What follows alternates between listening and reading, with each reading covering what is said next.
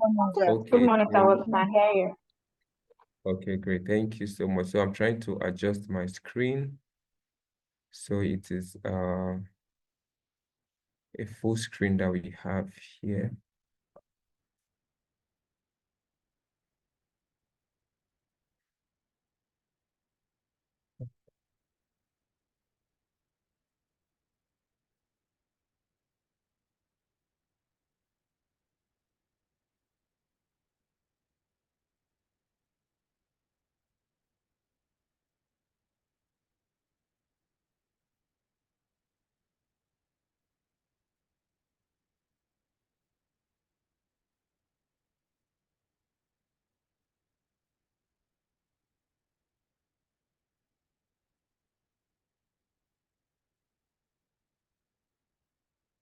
Okay, please confirm you can see my screen. Yes, we can. Yes, sir, I can. Okay, good. All right, so quickly, my name is Joseph Waribugo. I am the Business and Partnerships Development Associate at Nets Factory. A bit of my background, I have experience in nonprofits for years. I've done nonprofit for years, working in marginalized communities. So one thing that I have done and successfully achieved is being able to secure funding for my nonprofit work alongside other small businesses I have worked with in the past. I think that is all. For now, we'll just keep it to this because we really need to delve in and talk about money, money, money. By show of hands or with reaction in the chat, I would like us to just drop one thing that you're looking forward to benefit from today's session. You can drop it in the chat. Let's see those reactions coming in, and yes, let's get going. So you can drop what are you looking forward to benefit from today's class.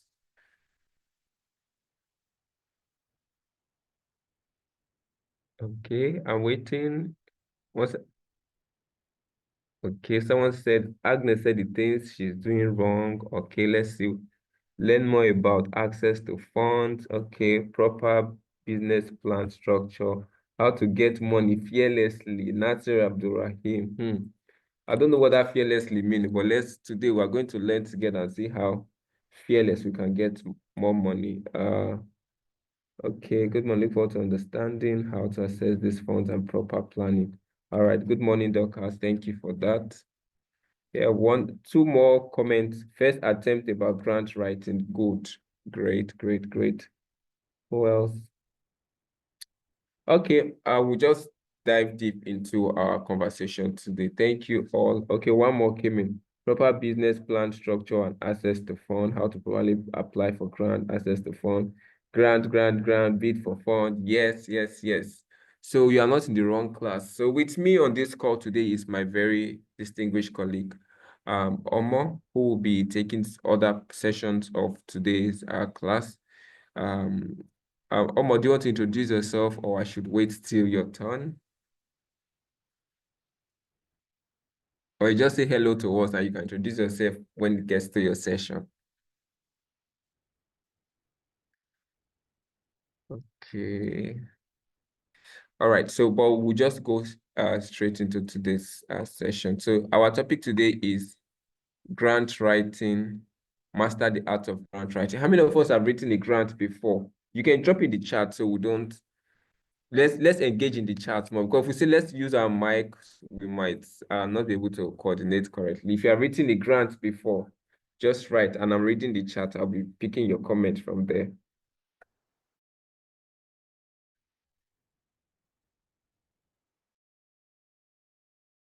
You've applied for or you've written for one in the past. Anybody? Nobody?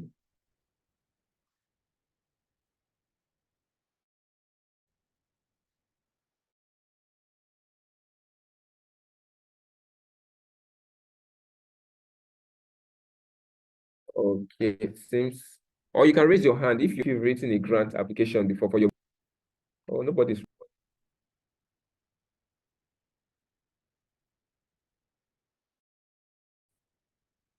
Okay, quick. Okay, Agnes raised her hand. Very all right. So we have some people who have experience in writing for grants. So quickly, we're going to talk about grant. When you hear grant, what comes to mind? What comes to mind? And you can unmute and say one word. When you hear grant, what comes to your mind?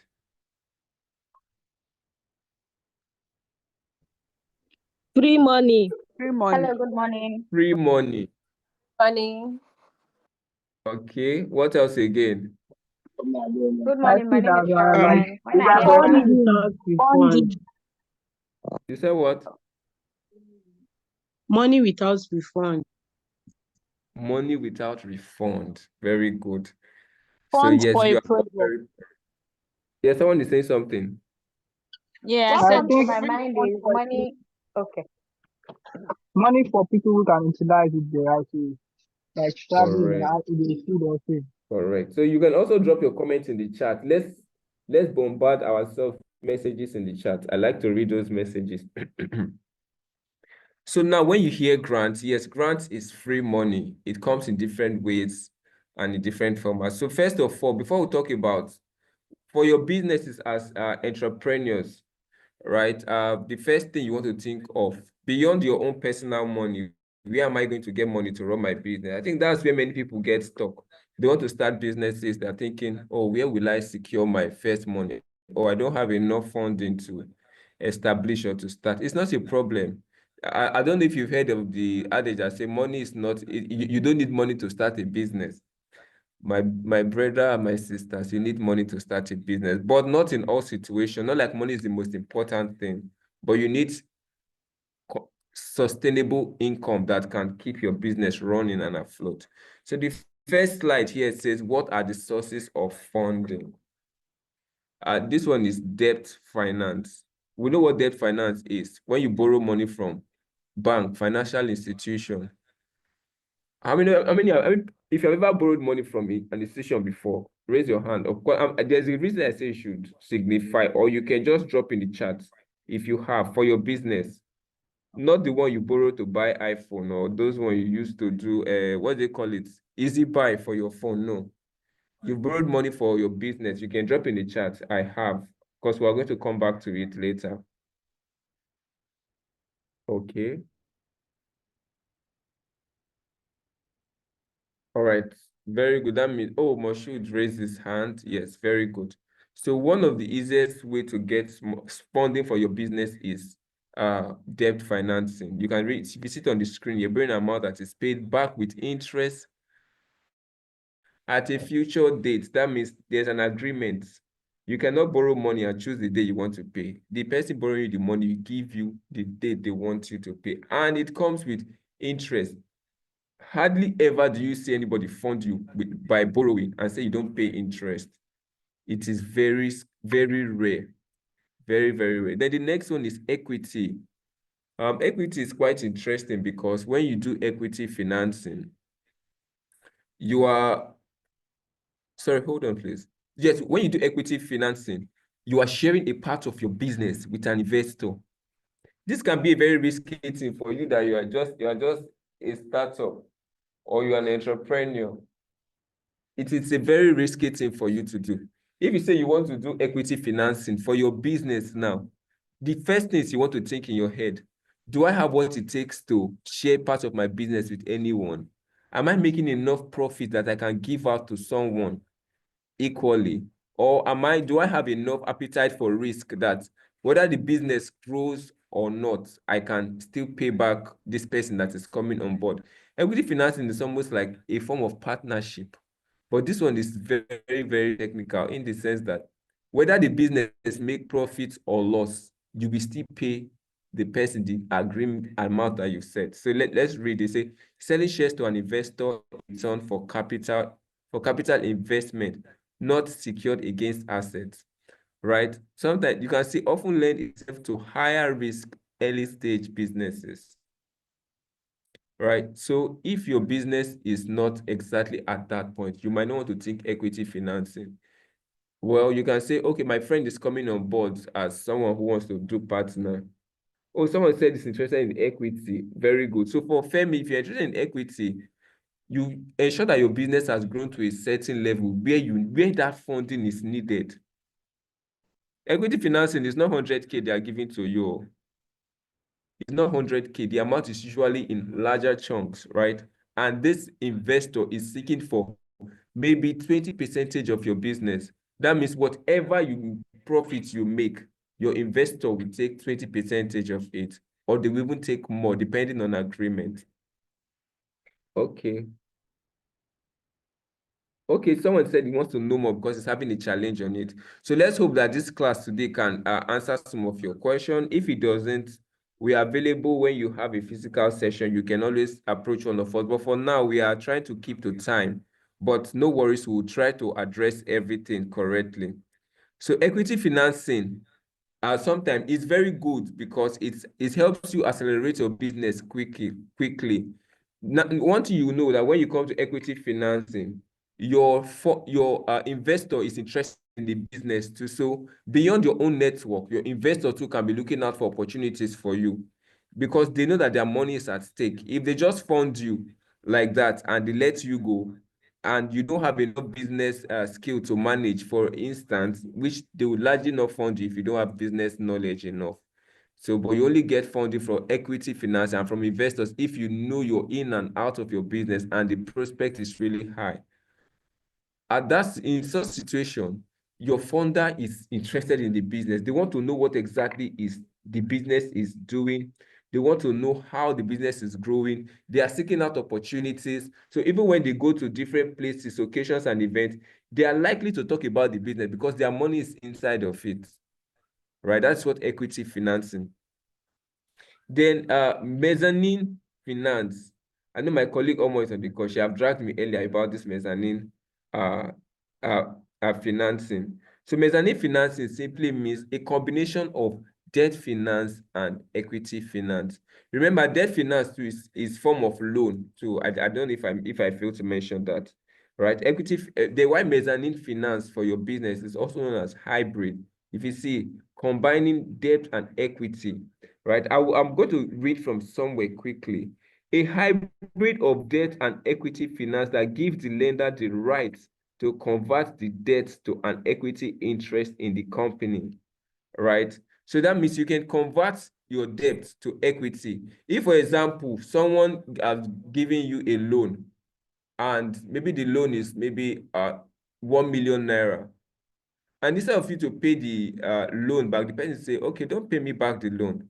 Take it as my own investment, but you give me a percentage of your business. It can be a tricky thing. Sometimes you think, okay, after it's just only one, but then think, the investment this person has given to me in form of a loan before, is it what this percentage this person is asking me for?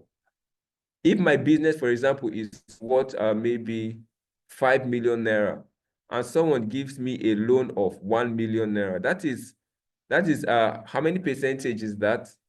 If it's 1%, like 10% or 20% thereabout, then this person is asking me that, oh, for this loan, instead of you to pay back the loan, let me take 40% of your business. You have to be very careful when you make such business decisions because it could either make you or mar your business. So quickly, the last one is grant, which is why we are here. Like, we are all startup business owners. Debt might be very good for you, but then you want to know the position of your business. Equity is good. You want to know if you are ready for it. Mezzanine is good. Do you really want to juggle that kind of risks together? But the very basic one and the most open one is grant. Grant. Like we said, free money. Me, I like free money. I'm sure everybody here likes free money. So quickly, we're going to look at grants. If you are with me, kindly you can say I'm with me. I'm with you. Let me hear our voices and reactions. I'm with you, sir. Start this. I'm with you, sir. All right, I'm with thank you, I'm with sir. you, sir. All right, I'm thank with you. you, sir. Thank you. So now, what is grant? A grant is a financial award given by different people give grants. The government give grants.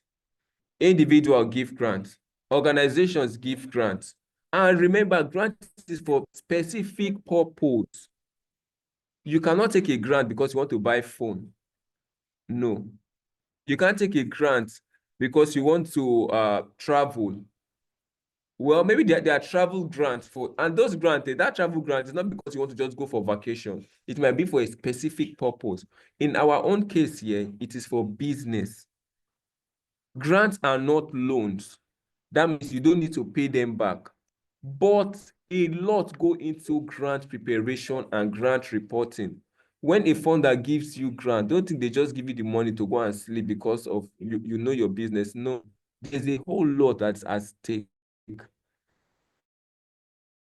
Right now, you can see some activities that grant project business ventures. That could also translate to yes, business ventures like what each and many or one of you here you have. So the next slide says sources of grant. Well, this is just a scanty source. We still have a robust source of grant where you can actually go and source for this grant. I think that is why many of us are here. If you are most interested in source of grant, just reaction or clap or share a reaction that is what you want. You can give your reactions, throw your flowers, throw your claps. Let's see, for those who want to know where this money is hiding. Yes, there's a lot of source for grant, many resources for grant. So you can see here, we see corporations. Under corporations, we have bank. Yes, thank you. Keep it coming. We have banks. We have foundations. Many of you have applied to Google Foundation before. There are lots of grants, but I think their own grant is targeted to tech startups and all of those. MTN Foundation do across impact and business. Best Nigeria has a foundation, in case you don't know, they do. And their own, so if you can apply for it, whether they call for application or not, to just apply for it. And if you're lucky enough, you'll be called as a winner. The state government give grant. That is a high-level grant for maybe state projects. They want to organize state projects. They want to do different kinds of things for benefit of the masses. They throw out grants. Impact investors. Okay. Oh, someone said NASA is a rich man. What does he need grant for? NASA, if you're a rich man, I think you should be giving grants to your classmates now on this thing. So after this, let's design a grant scheme that you give grant to your people. All right, quickly. So impact investors, there are some individuals that just want to give out grant. They have this money and they want to give. They're almost equal to HNIs, high net worth individuals. Impact investors and high net worth, they're almost the same thing. But impact investors could be maybe organization looking to do their CSR somehow.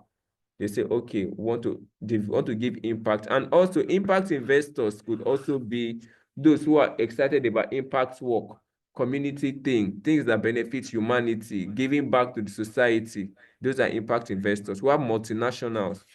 They give grants to embassies. So embassies of each country, they give grants. And you know that we have almost all countries are represented here in Nigeria through their embassies. So if you are someone who is searching to improve your business, you must, as a business person, one skill you must have is how to make research. Don't just say it's posting social media that is my problem. Yes, social media should be your problem. You should be posting on your social media, but you must know how to make research. Spend hours. For you to get one information, it can cost you hours. Sit on your laptop or your phone. Make the research. Give Google all the prompts you have in your head. And trust me, you will find what you want. IMF, that's the International Monetary Fund, and World Bank, they give grants. HNI is high net worth individual, like Dangote now. Either through his foundation, he's giving grants. Tony Lumelu, he gives grants through his foundation, right? There are so many other foundations. The Flourish, I think that's Flourish Alakija. Through her foundation, she gives grants, right? How many of you have applied to Flourish before?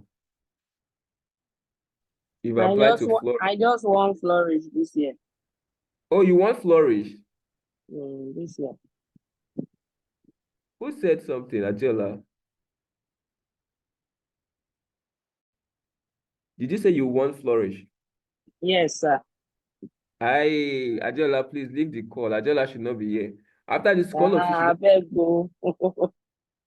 after this call, please, all of you should meet her. She have some tips, and you are going to give us tips on how you want your Flourish so that other persons can benefit. Thank you. We'll meet her. Then the next one is MasterCard Foundation. You can see for MasterCard Foundation, development organization, those are multinational NGOs. MasterCard, Mercator, Aspire Coronation Trust Foundation. Yes, they all give grants. So quickly, Now, why grant is important for your business? Why grant funding? Why do you need it? Or why do people even give grant at all? One, goodwill and brand reputation. Some organization, that is how they promote themselves. Once funders know that, oh, this organization give a lot of grants, they want to partner with them. Okay, passion and interest. Different people have different passion and interest, so they give grants accordingly to support startup, innovation, and aspiring entrepreneurs. Yes. So people just want to support. They want to see that the business climate in Nigeria is favorable for at least startups. So they give grants to support them. Charitable cause and CSR, I've mentioned earlier. Some people want to just tick off on their box that they are involved in community development, so they will give grants.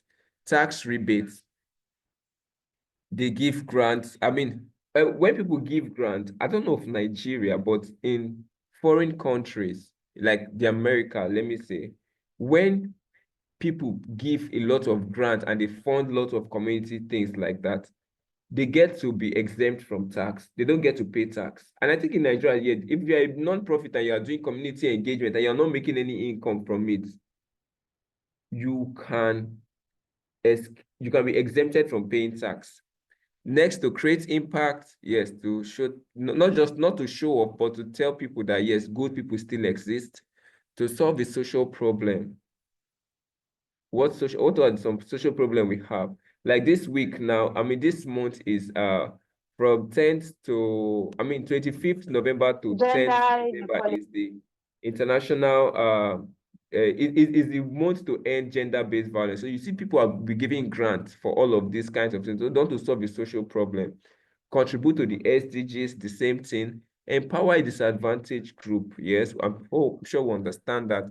Then for development purposes, some fact about grants. Yes, very happy that many of us mentioned something around this. If you are still on the call, kindly unmute and say something. I am on the call, or I can hear you. We can hear you, sir. I can hear you. I can hear you, sir. All right, I can hear you. I can hear. I'm sure some people are busy preparing their breakfast. Or yes, I can see that. Caroline, very correct. Yes, that is what I'm talking about. Gender equality, inequality, all of those things. Very correct. So now, some fact about grants. Grant money is not free money. Just to bust your bubble. That was why I asked earlier, what is grant? We say free money. Money, you don't do this. Money, you don't do that. Grant money, it can be free, but it's not entirely free because you worked for it, one, and you have extra work when you get a grant. So it is not free. You are working for it. In fact, when somebody funds you, you are literally working for them. For businesses now, if somebody give you a grant of maybe 3 million naira, like Flourish, I'm not sure they might tell you to come back and maybe engage you overly to say, oh, what have you done with the business? Yes, you can submit some reporting, but when it comes to some high-level grant, maybe the one that multinationals like USAID or United Nations will give you that is worth over $100 million. Those grants, you are working for them and you will work very, very hard. Next, grant money is not quick money. Don't expect that once you get grants today, once you apply for grants today, tomorrow you will get it. Mind you, there are hundreds of people that are applying for that same opportunity. That is if it's not so small. You can see up to 1,000 persons applying for a grant that is just $5,000. And why do you think that you are not working for it? And why do you think it's a quick money that you can get? It is not bets. Grant money is competitive. It's not easy to get at all. It is not an easy thing to get. Don't just say, yes, grant money is not free. Thank you, Jovita Onoha, for that. Grant money is not free. Grant money is competitive. So for you to win a grant, you have to bring your A game. The next one is grant money is not favoritism. It's not man, no man.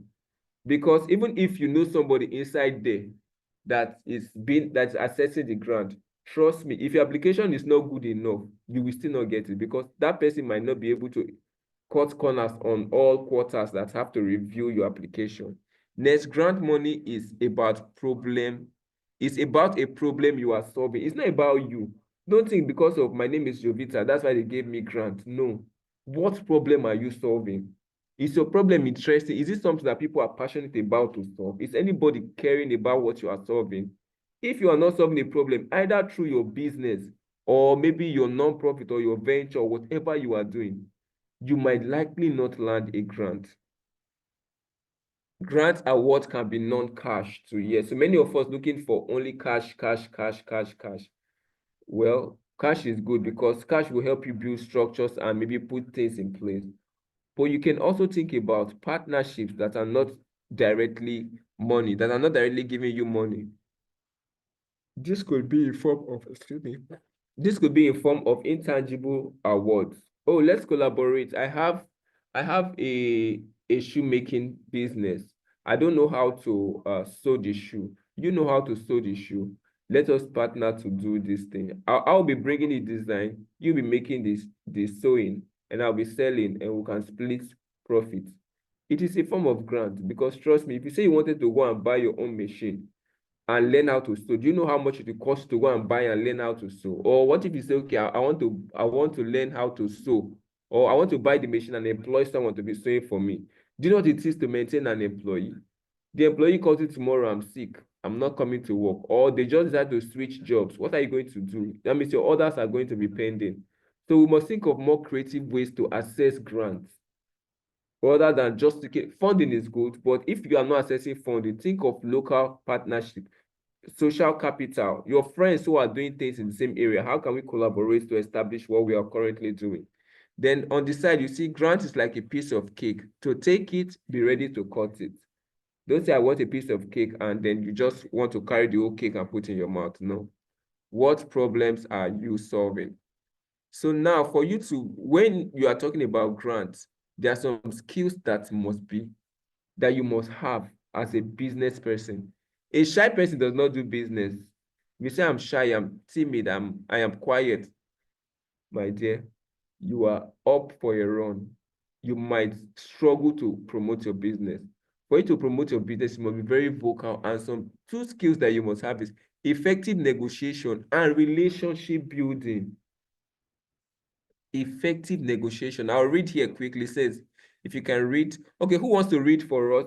Someone should just read this screen for us. The grant writing isn't Grant writing isn't just about securing funding. It's about building partnerships that create value for both the organization and the funder. Effective negotiation and relationship building ensure alignment of goals, fostering trust and collaboration for long-term impact. Thank you. Effective negotiation. Sometimes we go to events and all of those things. You might be in the room where the people that have the money you are looking for are there. If you don't know how to engage these people, you will struggle to access funds. If you don't know how to negotiate your way, it could even be that, okay, someone is telling you, I want to give you 500K. But there's a way you will talk about what you depends. Okay, don't worry, I think I can do 1 million for you. I'm very impressed with what you're doing. And how you building relationship. Are you a person that know how to keep relationship, or your own is if you don't come in, if I not go call you, everybody mind your business? Are you that kind of person? In the end, it is for shared value. You are creating value for yourself and you are creating value for the organization. Nobody will discard any business that creates value. No founder will not want to return to you. If you create value for them and help them reach their goals, they will definitely come back to you. If they are running out of funds, they will recommend you to other organizations within their network that are willing to fund. So the negotiation is alignment of goals. Very good. If your business is shoemaking and you meet someone, I want somebody to quickly answer this in a short response.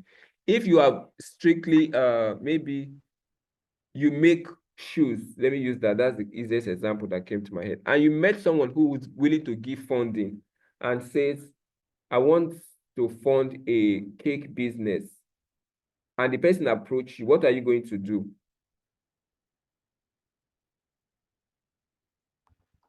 Who wants to respond? By show of hand, I will call anybody. Just raise your hand and I'll call you.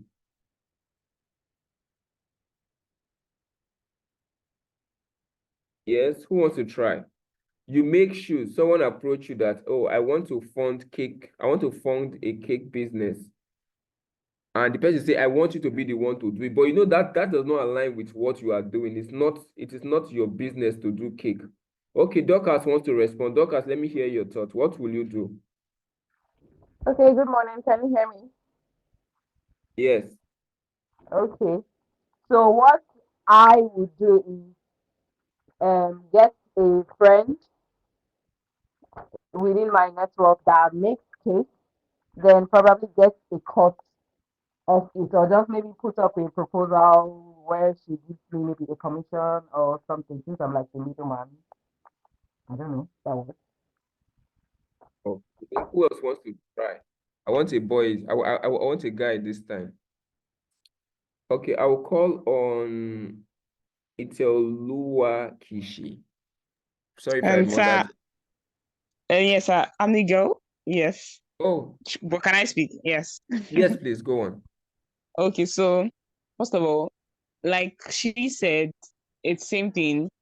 I'm not a baker. I'm not a cake person. So I'll probably get somebody who can do it. But then I might not stand in as a middleman. I might actually take part of the project, probably from another angle. So if I'm a shoemaker, doesn't mean that I don't have business skills or project management skills. Probably I'll take the part of the management side. Then we get someone who can actually bake the cake. Then the project goes on. Since the person actually reached out to me to be the one to do it, so it means that the person trusts me, and so probably I'll take full control on evaluation processes to make sure that everything goes well, while we get like a contractual agreement with actually someone that bakes or take caterer. Yes. Okay, great. Thank you for your response. Oh, my colleagues and Omo, you want to say something? Yes, Joseph, I wanted to just say something. Can you hear me? Yes, please go on. Yes, we can hear you. Okay. So, I mean, it's a bit tricky in the sense that, you know, when it comes to business and you are dealing with key stakeholders, friendship and family is very, very sensitive. Yes, while you may have maybe one or two friends or family who do this business, you know, it is advisable to get a neutral person who would deliver, especially because you are dealing with, you know, an external person. So if you are dealing with a friend, maybe a family member, you may want to overlook some certain aspects, you may want to cut some certain corners, but in the corporate world, you know, when you are dealing with these people, it's not usually like that. So that's why I say it's a bit sensitive. So whoever you are dealing with, ensure that there are no sentiments involved, so that this funder, you know, would be confident enough to come back to you to work with you again. So that was what I wanted to contribute. Thank you.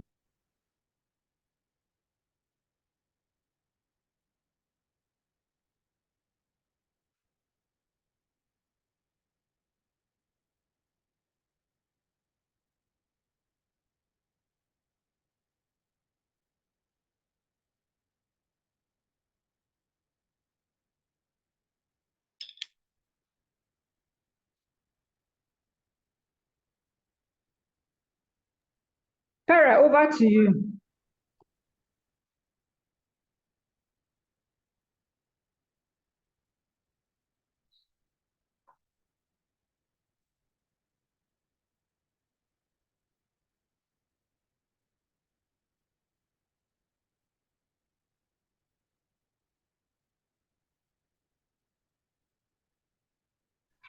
Hello, everyone. Sorry, the network kicks me out. My Zoom is coming up, and I'll share my screen again.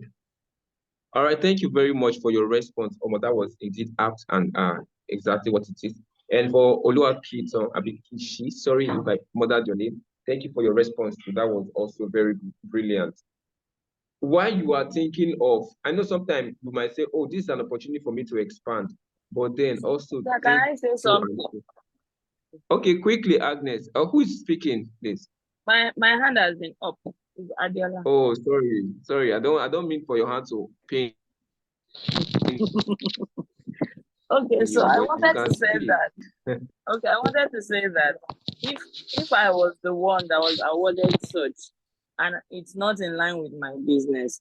Probably based on one or two things of my experience, I realized that whoever is giving you funds to do something wants a feedback, wants the impact. They are very apt on the impact of what they are giving you. So what I would do for someone like me is that I'll probably have to, do like a CSR and out for a caterer or a baker who can actually train or empower people in that skill. I don't know if you get what I'm saying. So if that is done, I can give a report back, because that can also foster other opportunity for that person to, to do more. That's what someone like me would do anyway. Okay, great. Thank you so very much for that contribution. Very, very valid. I must say, very valid. Yes. So when we talk about funding and all of these things, and maybe opportunity comes for you to receive funding from someone who have approached you based on credibility that you've built in the past and all, like almost said, be very sure that there's no sentiment in it. Be very certain that this is what, also be certain that this is what I want to do.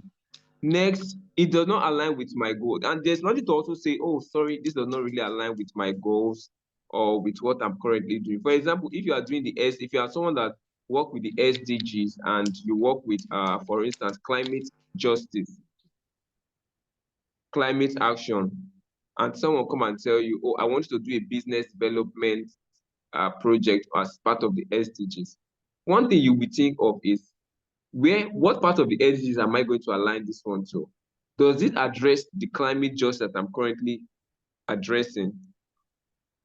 What impact will it be for my own business if other people see that on my page I am talking about business, I'm now doing a business seminar when they know that I am a climate person? Is there a way I can tie these two things to work together with themselves? It is also a respectful thing to say, oh, at this point, as much as we want to prioritize other opportunities and seek more funding options, we would like to decline this offer. See, funders respect when you tell them, oh, you cannot do a certain thing. Okay, we are coming to that part. Someone is asked, it's also important. I hope I'm going to take it. If not, my colleague will do justice to it. So funders respect you. So, respect you when you're able to say, oh, it means that you know your business very well. You know what you are doing. You are not the one that if they say, we're doing education today, you are there. We're doing training for elderly people, you are there. We're doing climate. What business are you promoting? So many a time when people apply for grants, they cannot tailor all their experience to one thing. They have so many things they are doing. Some persons here, even as entrepreneurs that some people are here on this call, they do cake, they do fashion, they do everything. So when you want to apply for grants, you now present a document and the funder is reading like, okay, what exactly am I funding for this person? Oh, part of the money will go to our cake business. Other part will go to our education for children in rural communities. Other part will go into our sustainable projects where we produce recycle things. What does you are keeping them confused? So quickly, we're going to see negotiation. Quickly, we're going to see negotiation tips in grant writing. One, focus on mutual goals. What are the mutual goals? Highlight how your project aligns with the funder's mission and strategic priorities. Emphasize the shared impact of your partnership can achieve. Okay, Femi John, what got you? I'd like to.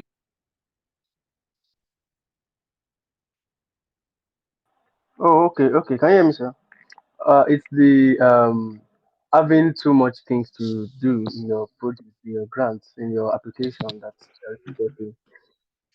So Okay. I've been thinking about that recently. I think one of the things my mentor just said, like she mentioned it. I think we need to kind of have a focus and kind of the target things. But I just think many of us are just kind of lazy to apply for different things, separate and write business plan for different projects at different times. So we want to just compact and use one stone to kill like 15 birds. I think I'm getting too Yes. close. Thank you so much. I am happy. That's something you've always had in mind. So now here it says focus on mutual goals. If, for example, you are going to let's say NY Nigeria Youth Future Funds to apply for grants, they are likely not to. Well, I don't know, but I want to tilt that they are likely not to fund a project that is purely entrepreneurship, because those guys are focused on they are focused on the SDGs, but they are looking at governance and education, right? So if you are going for entrepreneurship, and you are going to Nigeria Youth Future Fund, which is under LEAP Africa, your project that you are going to pitch to them should be something that they are interested in. If they are not interested in it and you pitch it to them, you'll be shocked. Oh, they didn't get back to me every time I applied. They won't get back to you, my dear. They only get back to you. Okay, they are hardly going to fund entrepreneurship. Okay, yes, you see. So most times where you source for your grant also matters. The next one is be flexible and transparent. Be open to refining project goals or budget based on the funder's feedback. Provide clear justification for your funding needs to build trust. Okay, you have a question. I'll come back to you, please. Now, some persons, they prepare their budgets. The miscellaneous will be plenty on the budget. What are you miscellaneous in? Can that miscellaneous not be interpreted? You will put amount that even you save, if they ask you, how do you want to spend this amount? You cannot justify how you want to spend it. Sometimes some people don't get grant because of their budget. Trust me. You have done a good work, but your budget is not okay. Now, here say be flexible. Large time, we see where even people in our organization, here, my colleague can attest to that, where they will reach back to us to tell us, okay, let's have a meeting to negotiate what this thing will look like. And if you go there with strong head and say, no, me, if it's not, this is not you pricing your market in your shop now or online vendor. How much last price? Last price is 10,000. And let's not even go to where online vendors are, because those ones, if you're an online vendor, yeah, I'm sorry, you guys have shown me pepe, and if you are one person, yeah, I think I'm going to come for you, right? This is not your online vendor thing that you say, oh, the last price is 10K and that is it. When you go for grant review sessions or you go for negotiation session, be very flexible. I'm not saying sell yourself short. Something that will cost you maybe 5 million to do, you not tell them, okay, because of you are talking so much, let me collect 3 million. You know it's going to be very costly. But in such situation, tell them why that 5 million is it. Tell them this is why it is, based on this, and also point it back to them that quality is their watchword. If they want quality, they should give you that amount of money. That is how it is. Even when it comes to pitching competition, when funders will ask you, if I give you what you are pitching for 2 million, but I see what you want to do does not worth 2 million, you can take 1 million. That is where you have to sell it very well to ensure that you buy their sentiment and appeal to their emotions. That is where flexibility and transparency come. Be very now showcase value. Demonstrate how the funder support contribute to measuring outcome and lasting change. Offer visibility opportunities such as public recognition or co-branding. Yes. When you talk of grants, and maybe you win a grant, for that grant that you want, for someone that wants flourish now, I will tell you, you want to appeal to their heart and maybe even apply to a granting opportunity that it is not the pitch contest. Give them one fantastic publicity. Tag them to it. Let them see, oh, wow. So this person could go over and beyond and give us maybe one post to say thank you, or a post to even show our design and everything. I tell you, that funder is likely to look at your work when you submit unsolicited proposal to them. Co-branding, public recognition, and do not forget value. Sometimes when people win grant, because of some people, they don't know how to write. Somebody wrote the grant for them, they will win it. When they win it, they don't even know how to implement what they have won. No value, they cannot exchange value. The next page is, yes, relationship building for funders' benefits. Yes. One is trust and accountability. Remember, this is money we're talking about. When you talk about money, it's everything it entails: trust, accountability, simplicity. Don't make it too complicated. Don't make it too difficult to understand. Because once something that talks about money is difficult to understand, questions will start coming in. They'll start doubting your capacity, or they'll start questioning your trust. Now, deliver consistent, high-quality reports and meet milestones. Ensure transparency in finances and project execution. Yes. Sometimes, even if you get funding from someone and they just give you the funding as grant, maybe they give you one, or even though it's 200K, they give you as grant. You want to build their trust. After you've executed that project, write reports, submit to their office, whether they ask you for the report or not. Go and submit that report to them. Tell them what that 200K have done. How were you able to multiply the effect as against what you've earlier told them? I told you I was going to reach 5 persons, but with this funding and we're able to manage the resources, we reached 20 persons. I bet you the next time that there's an opportunity, they will say, oh, this person that gave us this report, very clear, very detailed. We saw how she spent the money and everything. They will give it back to you. But many people will win grants. The first thing they are thinking, oh, I've won 5 million. I need to change that my phone. After my phone is giving me issue. My TV is bad. Let me repair it. This thing is different. And when you are writing your proposal, you do not include all of those expenses inside. Even if the phone is for your business, you go and buy a phone for your business for video content, and you did not write it in your proposal.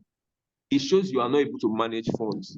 Because if the phone costs you 500K or maybe 600K for a very standard phone, and you have to cut short some other things that you have in your proposal to achieve that phone because of want to do good content, your funders will question your trust. They won't trust you next time with their funds. Sustained impact. Show funders that their investment creates scalable and sustainable solutions. That's why this program is called the Sustainable Enterprise Challenge. Youth Sustainable Enterprise Challenge. So if you are on this program, it means that one way or the other, your project or whatever you are doing is a sustainable thing. Even if you are making cake, you are doing cake, you are baking, and say, oh, how do I do sustainability in it? You can decide to, or how do I include the SDGs so that it shows that it's a sustainable impact I'm doing, or it's a scalable solution. How not you think about, okay, let me offer free cake training to maybe 2 girls per time, or 2 people that are interested as part of my own sustainability measures. That way, people are saying, oh, you are baking and you're giving people opportunities to learn. Why not you sort for maybe the kind of materials you use to package your cake or to distribute your cake? You use sustainable things to do it. Partner with people who are into recycling and ask them, what are the options for me to include to have a sustainable business, right? Or maybe the tools you use in your business are sustainable things that preach about SDGs, climate, that protect the environment. By so that you are creating sustainable solutions, or your business you're using to reduce poverty for the community. It's all solutions there. Provide success stories and data that reveals their role in driving change. Yes, success story. That's including when you submit your report, put success stories of people that benefited. Data, numbers. I'm not telling you to go overshoot numbers. So maybe you do business and you got only 100K. Because you want to impress people, you go and push it up to maybe 500K. They tend to come and defend how you sold it, and you don't even know maths. You know what it means. All right, now reputation enhancement. Here says, position the funder as key enabler of innovation and community transformation. How many of you, just by show of hand or by reaction, either you can use a smile emoji. When you go, okay, someone say you have a question. You ask your question really soon. When you go to weddings, either the Igbo wedding or the Yoruba wedding, there's always someone that comes with the talking drum. That person will come and be beating the drum. You won't know when you will leave the couples you are there for and start spraying those people money. By show of reaction, how many of us have experienced that, or it has personally happened to you? Just your reaction, clap or laugh or anything. It has happened to you. You will spend your own money for an event that you went there to go and celebrate other people. You know why? People like things that give their reputation, that boost their egos. Anything that boosts somebody's ego, they are very happy with it. Oh, this thing is encouraging. Is this? Oh, you see them, they want to give their money for it. So show them that it is because of them that your business is still standing. And I tell you, they want to come back. Show them that because of them, children in communities are still receiving free education. They want to come back. Tell them because of them that your sustainability, that your enterprise, you've been able to get new machines and employ new persons, and you have given people jobs. they will want to come back. Just tell them it's because of you that I'm still here. They want to come back to you. Include them in acknowledgement, events, and media outreach to amplify their impact. That's why when you go for when you go for partnership deals, they'll tell you, okay, we'll put your branding on this, we'll put your this on that. That one, I think that's a different topic entirely. Partnership. When you talk about partnership, how to amplify partnerships, I think it should be something else to discuss, not on this brand stuff. So the next one is engagement strategies notes. What are your engagement strategy? Who are your funders? How do you know this person is fit to fund your business? How do you know that this person is a potential funder for my business?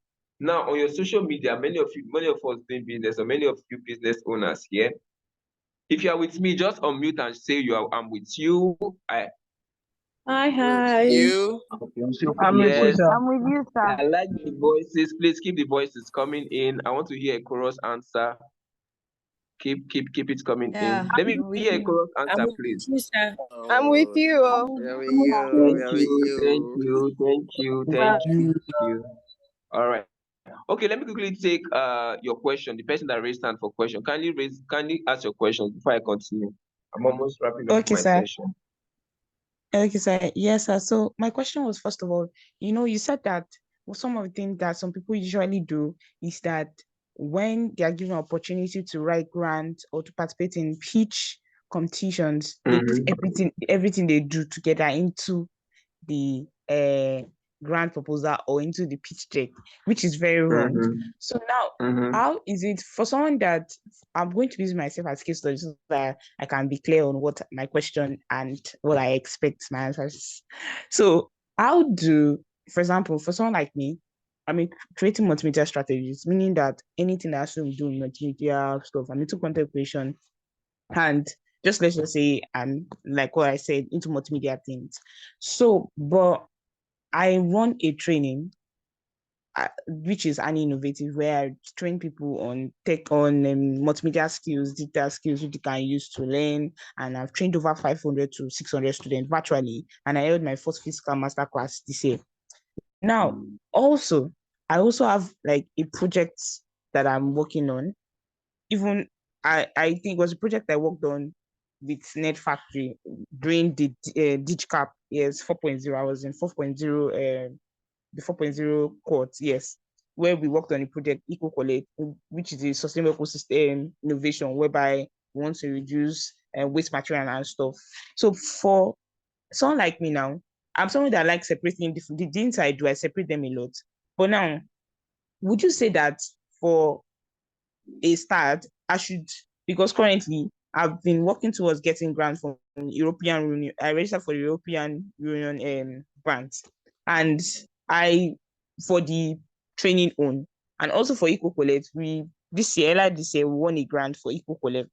Do you think it's wrong that I'm running two projects simultaneously, though they're on a different pace? And also, when it comes to sustainable enterprise, so that's my first question is, do you think I'm running too many this time at the same time? That's my first question. The second question is, when you are running a sustainable enterprise, is an NGO, or can you say an NGO whereby the way you get your source of funds is from partnership and grants?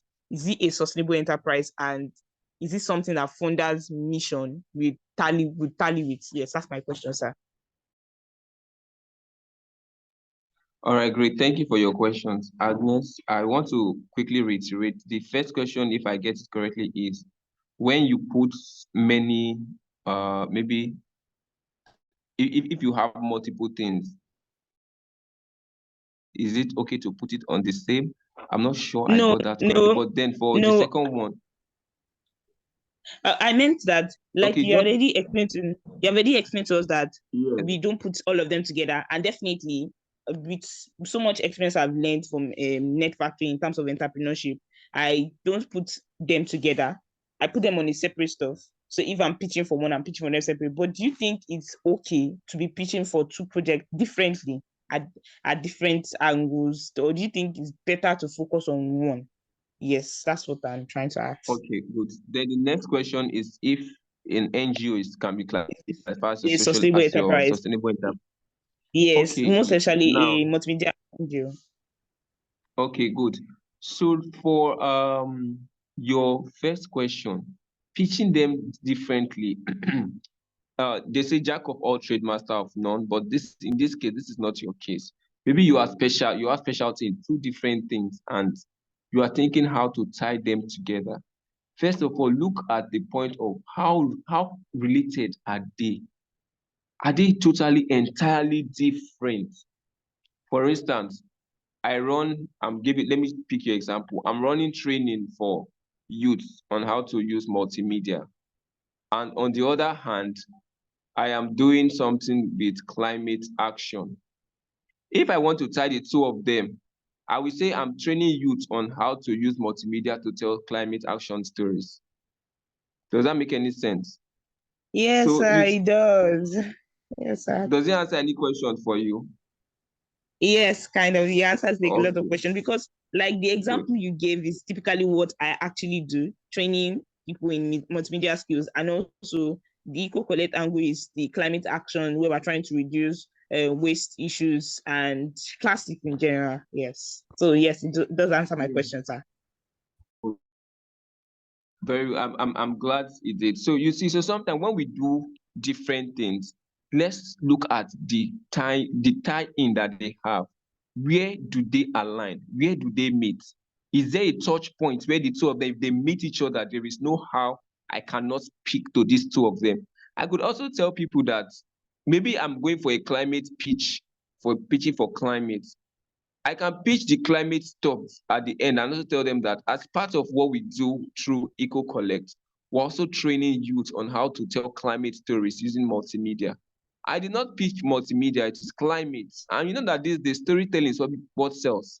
And you're telling people that you're doing climate, and not only climate, you're also teaching people climate communication, how to communicate climate action, how to become engaged in climate conversations at the grassroots level. Anybody that is reasonable listening to you will say, okay, this person have a point, because she's not just teaching them multimedia. Okay, what the multimedia, how does multimedia affect me as a founder? What's my business with that multimedia? But then you're telling that through multimedia, through your funding, we can reach more youth, tell them how to communicate climate action, become grassroots activists, and also contribute their own quota using the social media to tell their own unique stories and lived experiences.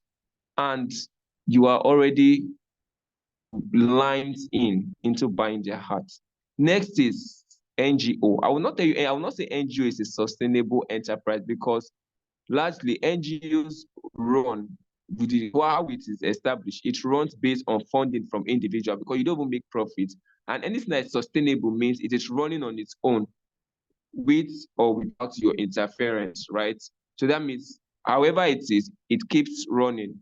So I'll tell you, for you to have a non-profit and make it sustainable, there should be a social enterprise angle of it. That social enterprise angle of it is where you are still doing community service, but you are making some revenue. Now it's not profit. We don't call it profit, we call it revenue. So if you are doing some actions in your community, activism and XYZ, and you are now, let's say for example, you want to even use your multimedia as a social enterprise. Oh, I'm doing Eco Collect, fully non-profit, we're doing blah, blah, blah, action in the community. But to keep our funding coming in, we're teaching young activists how to communicate using multimedia. It's a very substandard fee cost. It does not cost too much for them to sign up, as opposed to registering in proper agencies where they'll charge them hundreds of thousands. We just charge them a little just to cover our training material cost and keep our staffs happy. This is what we do. And I tell you, it's already a social enterprise. And in the end, you can decide to do this communication training for high network individuals, big organizations, and charge those ones bigger money. And you're still calling it social enterprise, but you're making some revenue, right? So there are many ways, and you can also build a business model around it, right? Maybe decide to design a toolkit that goes online and people have to pay a certain amount for them to be able to download it. It is all social enterprise. It is not a profit making, it's a revenue. You are bringing revenue to sustain the business, to plow back into the business. I hope that answers your question.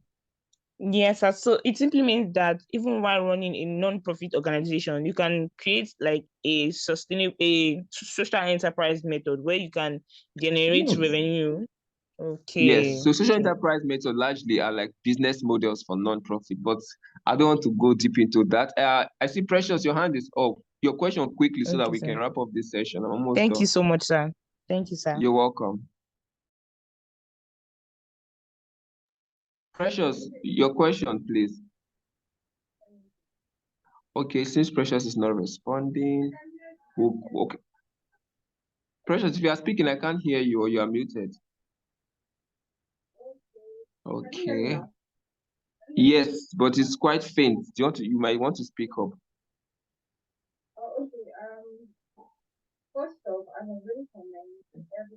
Oh, Precious, it's a struggle to hear you. Or you can type it. Simply type it in the chat box. I'll pick it from there.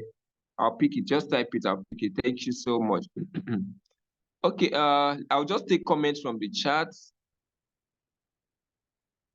Okay. I'll read comments. Okay. This one asks a question. Can one project be submitted for 2 grants with a view to stay safe, considering if one fail to fund the other?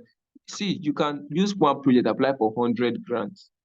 As far as it aligns with the funder's priorities, with the people you apply to. If it applies to their priorities, apply. But you cannot apply with your business 2 times to an opportunity, right? You can't. Let's say Access Bank is giving grants to entrepreneurs. You apply as Ayinla Enterprises. You now go and apply as Ayinla Business Social Enterprises. You cannot do that. But if there are multiple opportunities out there that are giving funding, up to 100 of them, you can apply to them with one application. But remember, different applications have different criteria, different things they're looking out for. So whichever one you want to submit to, you can just edit, retweak it, and push it out for different ones. And I tell you, one will work. Yes. Okay, I'll just go on engagement strategies. Here it says identify key stakeholders. Who are your stakeholders for your business? I would like to do that as an assignment to you. After this call, sit back on your laptop or your notepad, whatever it is you used to. Yes, thank you, Ayinla. Whatever you need to write, whatever you used to jot your thoughts. Who are your key who are the people that are likely to give you money for what you are doing? Identify them. List all individual groups who impact or are impacted by your project. You can see for blah blah blah. Prioritize based on their role and level of involvement. Now you are not engaging with them yet, but you hope to engage with them. Who are the biggest people that give grant to your kind of project that you are doing? Who are those that they give but they are not always giving? Who are those that give once in a while? Itemize all of them. Next, map stakeholders based on interest and influence. You can see here, high influence, high interest, actively involved in decision making. Now, at this level, it is now individual base you are thinking about. So sometimes your key stakeholders could be individuals, not necessarily businesses or multinationals. Because sometimes we might not have all it takes to apply to Bank of Industry, for example, as a small business owner. It could be that you've identified someone in your church that has money and you pay that person to give grants out. You will not be targeting how to reach those persons. But when you've identified whoever is interested in your kind of business, you will now think of who are those high influence, high interest, HIHI. Those ones are actively involved in decision making. Maybe in their businesses, in their business places, they are the ones that take the key decisions. Nothing goes out without them knowing about it. Those are the people you should be looking for. And even on your social media, if you have identified someone on MTN Foundation, for instance, on your social media, you have identified the person that's in charge of making decisions when it comes to community work, grants, entrepreneurship, whatever. That is the person you should go and follow on social media. Go and follow them. Luckily, they might follow you back, but follow them. Be seeing what they are talking about, what they are posting about. It will be very informative for you. Right. The next one is high influence, low interest. Keep informed and maintain good relationship. Yes. So this one, even for their high interest, high influence, it will be people that if you can reach out to them and just, hi, I just said I like what you do. I just said let me connect with you. Keep it at that. Don't follow anybody up for grant opportunity on the day one you met them. 0/100. If you go for networking event and you network with high people that are interested in your business, unless they tell you, oh, please send me an email, let's talk about your business so that we can do something together. If they don't tell you that, don't send them an email because of you connected with them and you've laughed with them over a cup of juice. You now say, okay, this person, potential. You just go there, send them WhatsApp. You now send the whole full proposal as WhatsApp text, or you forward them your proposal immediately. You might lose their interest. So, you know why? People of such caliber, they know that people always come to them to collect. Nobody comes to give them. So why don't you think of more dynamic ways to engage them? So you can meet people high influence, low interest. Some people are very interested. Some people are very influential, but they don't have interest in your business per se. Keep those ones really close too, because their influence can open doors for you when they think about, if somebody say, oh, I'm thinking of someone that does climate action, or I'm thinking of someone that does sustainability thing. But they are not interested in sustainability. Like, oh, I know one lady doing sustainability. I don't know how she's interested. This is not my field now, you know. Okay, let me give you a contact. I'll connect you with her. They will connect you. Someone said, a post I saw on Instagram said, you are too broke not to be posting on your social media. Some people, you'll be following your friends that are already made. You know that some people that are already big, your friends that you know that already have money, they don't post on their IG, they don't post on their Instagram, they don't post on their WhatsApp status. You just see them, they don't comment, right? But you see those, but they're already making money. You that you've not made enough money and you're looking for opportunities, you are not posting, you are copying them. Please don't copy them. So keep this high influence, low interest in the know. Maintain relationship with them. Just sometimes send them, hi, I thought to check on you. I'm wishing you good morning. Leave it at that. Don't tell them about your business. They are not interested.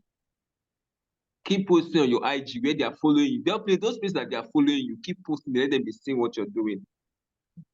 This one now, low influence, high interest. Engage regularly with updates and involvement opportunities. Simple. This low influence, high interest could be as simple as the secretary. They don't have power to make decisions. The front desk lady that does not make any decision, she doesn't know anything. But they are the one that can bring the gossip and the hot gist to you that, there's opportunity that is coming up in our organization now. Quickly apply for it. So you can reach out to that man that you met at that event. You know that man or guy you met, that they reach out to him, he's the one. They will give you all of this inside that gist. But if you say, oh, she's just front desk person, her hair is not even made, her nails is looking dirty, she does not even have manner. My dear, if she's the one that have the access to give you that information, she will not give you because you didn't treat her nice. That's why they say, they might say first impression matters, but sometimes, even if somebody does not give you the best impression, when you meet them, give them your own good impression. It's not impression to impression or violence to violence. You don't give them, if you give me bad impression, I give you bad one too, so it's your headache. No. Keep a relationship with these people. Next one is low influence, low interest. Monitor with minimal engagement. Yes, you might not necessarily need to engage with people every time. It could be once in 3 months. Oh, hi, I just thought to drop by. Okay, take care. Cheers. Finish. Right? Know those. The next one is communication plan. I've already addressed this, Seth, I've addressed this number 3 already. If you can see the screen. Tailor messages to stakeholders' preference and priorities. If you know that they have keywords they like saying on their stuff, when you are posting your business, mention those keywords in it. Let them see it when they are reading your keywords. Use appropriate channels, email, report, meetings, social media for clear and consistent. That is why I say your business should be very clear. Kindly mute your mic if you are muted, you are distracting the class. Solomon, you can help me coordinate that. So keep your channel, your social media very consistent. Oh, please. Cannot carry it to Lagos. That's how to make new one.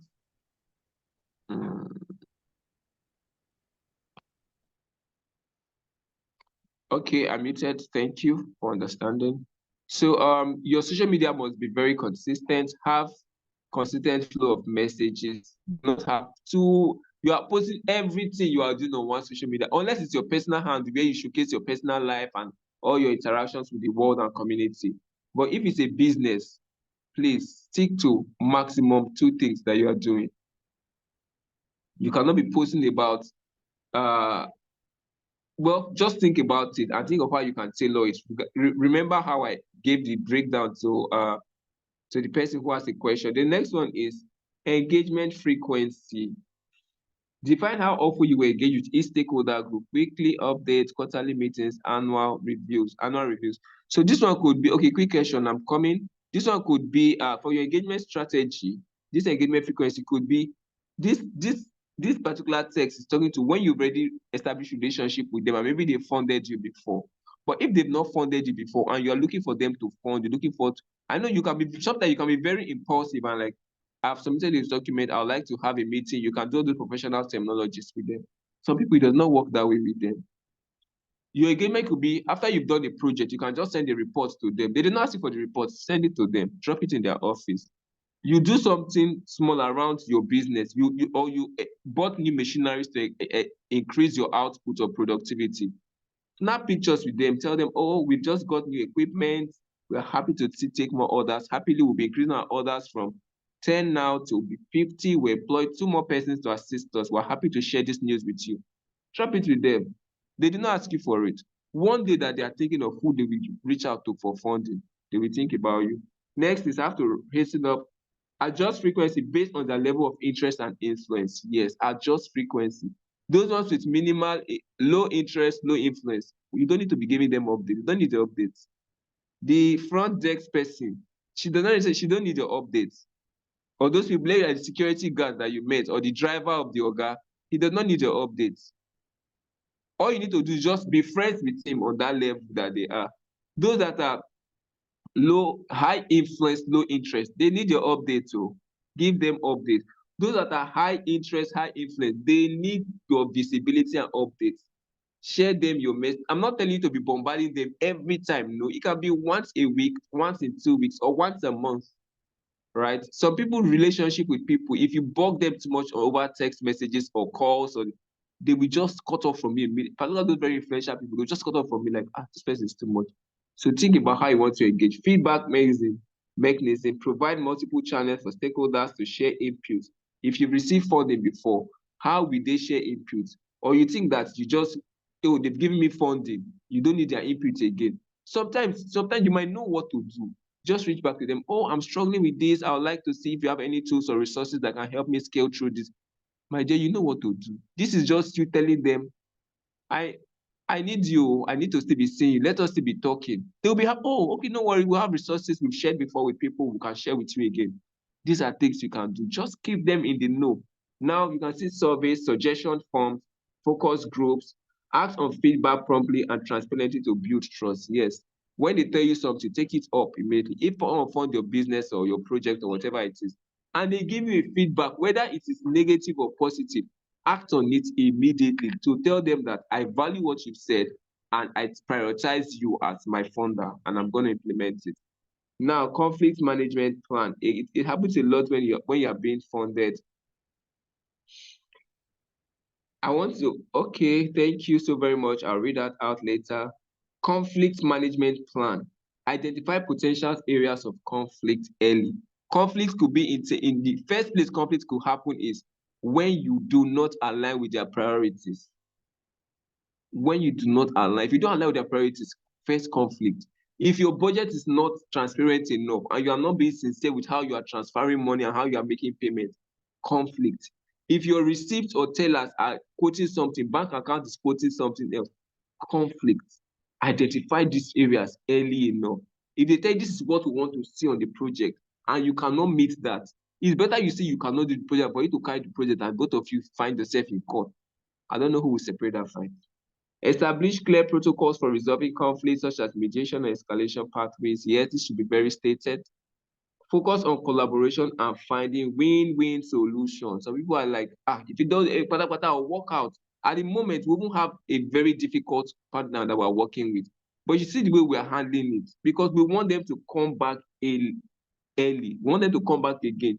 Even if it means that we are losing at some point, so which we are not happy about it, but you don't know the opportunity. They might get a bigger one and be like, oh, these people, they managed us very well the last time. Let's go back to them. Clear protocols. If you have a lawyer, when you're going into partnership or funding or grant or anything, please let your lawyer be involved. so that tomorrow they not pull knife and hold you on your neck. You are still tying wrapper, sleeping, somebody's already on your door, bringing police to arrest you for what you don't know. That's just in a lighter note. Lastly, before I hand over to my delectable colleague, is regularly review the engagement plan's effectiveness through stakeholder surveys and performance metrics. Yes. So for your engagement plan, always measure impact. For those of us that are doing impact work, sustainability, and very focused on the SDGs, measure this impact. Measure it. How effective is it? How effective am I managing this funding? You might be reaching numbers that they say you should reach, but is the impact there? Can they say, oh, okay, you are doing sustainability and everything, but can you tell us how many people have benefited from it? Okay, you pay 10,000 people, you have reached 10,000 people. All of them, they are so happy to engage on the project. But when you give them feedback form to fill, can they tell you that, oh, this was what your lesson allowed me to achieve beyond the project? Adapt strategies based on feedback and project development to ensure continued alignment and success. Yes. So you must be able to adapt strategies, think of new ways to make your project very engaging and very interesting, and most importantly, valuable and impactful. So that'll be all from me.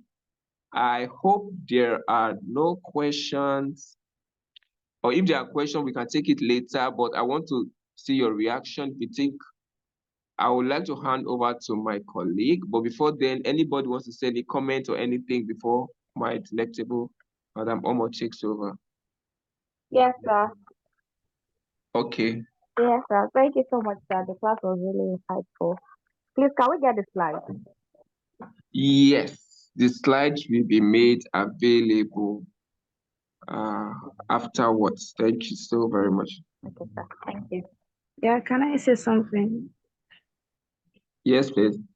So I really appreciate this aspect of discussion, because initially the topic is the ABC of grant writing.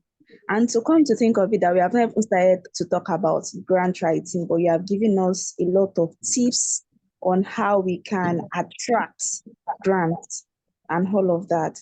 So I really appreciate it, because it's an indication that even if we don't meet up this particular for Nets Factory, we have been equipped with strategies that we can use to collaborate or negotiate and build relationships that would end up bringing us that grant in the long run. So thank you very much. Thank you so much. Thank you. I appreciate the feedback. Really valuable. Thank you so much. So I'll quickly take Precious's question. I want to commend you. Thank you, Precious. I have an intriguing business plan that I'm excited about, but I haven't established the business yet. I was wondering if the advice you've been given is applicable to start. Yes, this advice is applicable to startups. You have a startup idea. Let me finish. Do you think we stand a chance in getting funding? Because reading is just an idea, but not established already. I would love to hear your thoughts on this. Yes. So question, so for startups, there are funders that are strictly looking for startups, right? When my colleague is going to talk about where you search for grants, like I told you earlier in the beginning, for you to get grants, sit down and research, use all the keywords that come to your head, research. There are funders that just want to give startups. There are acceleration grants. Acceleration could also be in terms of, oh, you have the idea, but you don't know what to do with it. Apply. Next is look for people who are already doing what you are doing. Both of you should pull together you should pull strength together and apply. You might have a friend that have an idea on maybe business management, or have ideas similar to what you are thinking about. Don't be scared. Nobody steals your idea. They can steal your idea. They can never steal your implementation. Do you understand? If you have an idea, a business idea, oh, I want to do this, they might have the funding to go ahead and do the idea, but the way you want to implement it is only you that know, as far as you don't give them all of those details. So sometimes be very flexible and open to collaborating with other startups, other people doing it, to your friends. So that it's not only you that is applying, because sometimes there's a lot of weight that comes into group application. When we come as a group and form, they call it consortium, we form a community and say, oh, we're applying. All of you bring your experiences together, be like, okay, they've not really done anything, but they have this strong zeal, this vibe. They just say, okay, let's give them a chance and see. So yes, startup is good. you can get opportunities as this, right? And also for startups, your WhatsApp is a good, if you have quality on your WhatsApp channel, start posting tips about this, your business idea, that you know that they will see it, or your social media, or have a social media dedicated for posting all your thoughts and random things that people will see. So that one day when you eventually reach out to them to say, I want to do this, it is easy for them to say, oh, we've been seeing you talk about this. Okay, let's even give you a chance to hear. Right. So that is all. I'll hand over to my colleague. Thank you so much for your time and for your listening. So I have a question now. Hey, okay, please ask quickly. My time is fast. Sorry, sir. Sorry, please. It's just about the social media thing. This is the first time I'm hearing about personal social media, knowing that you can post everything you do on your personal social media platform. So I just want to know, you know, I've been finding it hard to have a proper positioning of my brand online, which is a challenge because most of the things I do quite a lot of stuff and I post them on the same platform, but I feel it's confusing my audience. Meanwhile, I also don't have a personal social media platform where I can post all my stuff. So I don't know, is do I need to create separate ones for all the things I do? Then do I need to create a personal one that can capture everything at once or so? Please, that's just the question, sir. Thank you. Okay, good. Quickly, thank you for your question. So what I would like to say is that you are human and you have personal life and you have things that you like to do. You go to the beach, you spend time with your family. Why, I don't know about your preferences, but some persons, they like having their personal things. It's not a problem for them. They go out, they dress up in a certain way, they want to post it online. They do different things, they want to post it online, right? So if you are that kind of person that like to post and put yourself out there is a way you can, some people manage their social media in a way that they are the one posting it. They have their personal life there and their business thing on one platform. And any person that comes to their page find it very interesting to say, oh, wow, this person is, I want to interact with this person. I want to know who this person is. While others, they are not that kind of person. They're not the very social person, right? But all they talk about is very professional things, very, very professional. They don't even come there to crack jokes. I will tell you, for such kind of person, have a separate handle for your business so that your business is standing on its own. It's not when I'm coming to your business, I'm coming to your social media, I'm seeing flyers of Jubril Jubril signatures. But the name that is there is not Jubril signatures. It's maybe Jude something. Maybe your name is Jude something. And your social media now is just saying Jubril or Judril, let's say Judril signatures. They're like, okay, what is that? Okay, it's the guy that have the business. Oh, now you don't want that kind of confusion before they now balance their thoughts, right? So it's okay for you to have a personal social media where you have, or now you can distribute your social media in a way that one platform is for your playfulness, the other one is for your seriousness. Some people, if you see them on Facebook, and the way they play your Facebook, you will never catch them play like that on Instagram because they know that, oh, my customers are here on Instagram, and this way I want to catch them. Some people, they will play across Facebook and Instagram because they know that my customers are everywhere. I can catch them anyhow. I know how to engage them. Now, the bottom line of everything is, what is your engagement? How engaging are you? How can you engage? Now look at what posts trend more for you. The day you post about your personal stuff, you see how people will like it, comment, but then you post your business, you don't get that same traction because people have come to know your face more, right? So there's a whole lot of questions that are going through it, and I don't want to take more time. Maybe we can see and talk about it, how you can segregate your social media to suit the purpose, or have a unified central social media that still reflects everything that you do and people are still happy to know about it. Yes. There's someone say playfulness and seriousness. Yes, that is how it is. So, like LinkedIn, you cannot go there with marketing on LinkedIn unless you can do it professionally. If you cannot do, you can sell your clothes professionally on LinkedIn and people will still buy.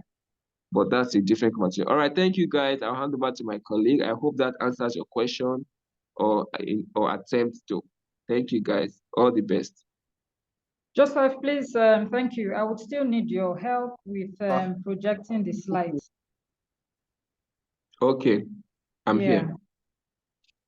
So before I just take over, I'd just like to say that for those who may still have questions and want very detailed answers, I mean, we're available in the office to provide the desired response and just give guidance for some of the businesses challenge you may have. So feel free to, any of the times you come into the office to reach out to us, and we would be happy to provide whatsoever assistance you have.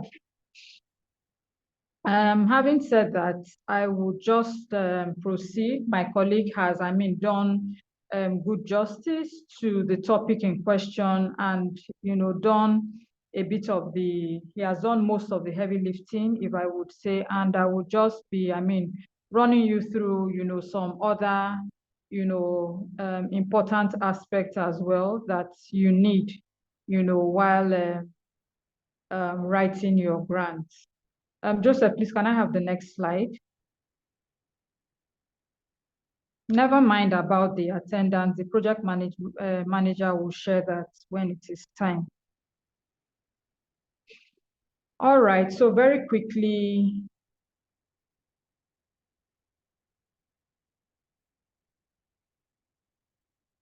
What differentiates a good slide I'm trying to from a move this great slide. one?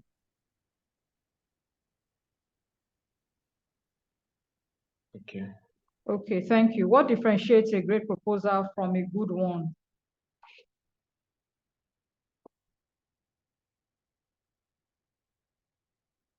So there are some essential components, that get into your slide, your proposals or your grants, as it were. And these are things that the funders typically take note of. So, you have to start with an executive summary. You just give, a summary of what, the totality of the proposal has to say. And one thing you should note is that, when writing, your grant proposal, it has to be clear. It has to be specific, and, all the goals in there have to be measurable. So you don't want to also use overly complex language to communicate with these people. Don't write the proposal as if you are the one that would read it. So write it knowing that it is a third party or someone else who is going to read it. So you need to be able to preempt this person in question. Okay, so if I'm writing, I need to be as simple as possible. I need to be as clear and direct as possible. Some of these funders, they do not like, unnecessary details. Some people, just model up everything and put it out there. Some of those things would not sell your proposal well. So you need to communicate in clear, simple language. So you have your executive summary done, and then you have to give a bit of introduction or background around your business idea or around the problem you intend to solve. How did it start? You need to work with statistics and figures. Never you write an introduction or background and even your problem statement without highlighting relevant statistics, relevant facts, and back them up with sources. It is very, very important. Don't just write a bland introduction or a bland problem statement. At least your problem statement should read like, Nigeria, a country of maybe over 72 million people, has an average of 70 people who are unemployed. As of 2023, according to National Population Commission, the outcome was A, B, C, D, E, F. So by so doing, they know that, oh, this person has done his or her research and is speaking from a place of facts and figures. But if you are just writing, oh, in Lagos State, unemployment, a lot of people are unemployed, and there's a need, to bridge the gap by providing skills, that will be necessary for the people, to enhance themselves so that they can become economically independent. Yes, while you are saying something that makes sense, there is no fact. So even if they are going to provide funding for you, how are they sure that you are able to manage the funding you have in line with the figures or statistics you have given or not given? So it is very important when you are writing your problem statement, itemize statistics where you need to and back them up with relevant sources and recent sources. As much as possible, try and get the most recent sources. And then you need to have your goals and objectives. What is the goal of this, projects you are undertaking? What do you seek to achieve at the end of the day? Are you trying to alleviate hunger, in a particular society in Lagos State?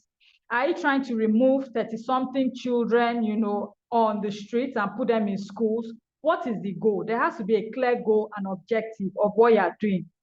If you are going to, put your business on social media, what is the essence? Is it to reach 1,500 people, to give visibility to the business idea on social media, so that you have beneficiaries on those things? So that is that on goals and objectives. So the element is that, your goals have to reflect a long-term vision. And like I said earlier, it has to be smart, specific, measurable. You need to be able to measure it. How many people are you looking at? In 6 months, I should be able to reach 150, unemployed youths and have them placed in jobs. Hello, I'm getting a feedback. Like someone is unmuted. Please, if you are not speaking, mute yourself. And then your goals, they have to be achievable.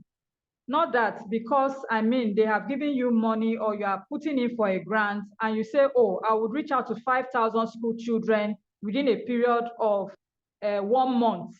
How achievable is that? That's definitely not achievable. If they give you that money and you're not able to implement in 1 month, what you have just told them is that you do not have the capacity to implement such a large-scale project.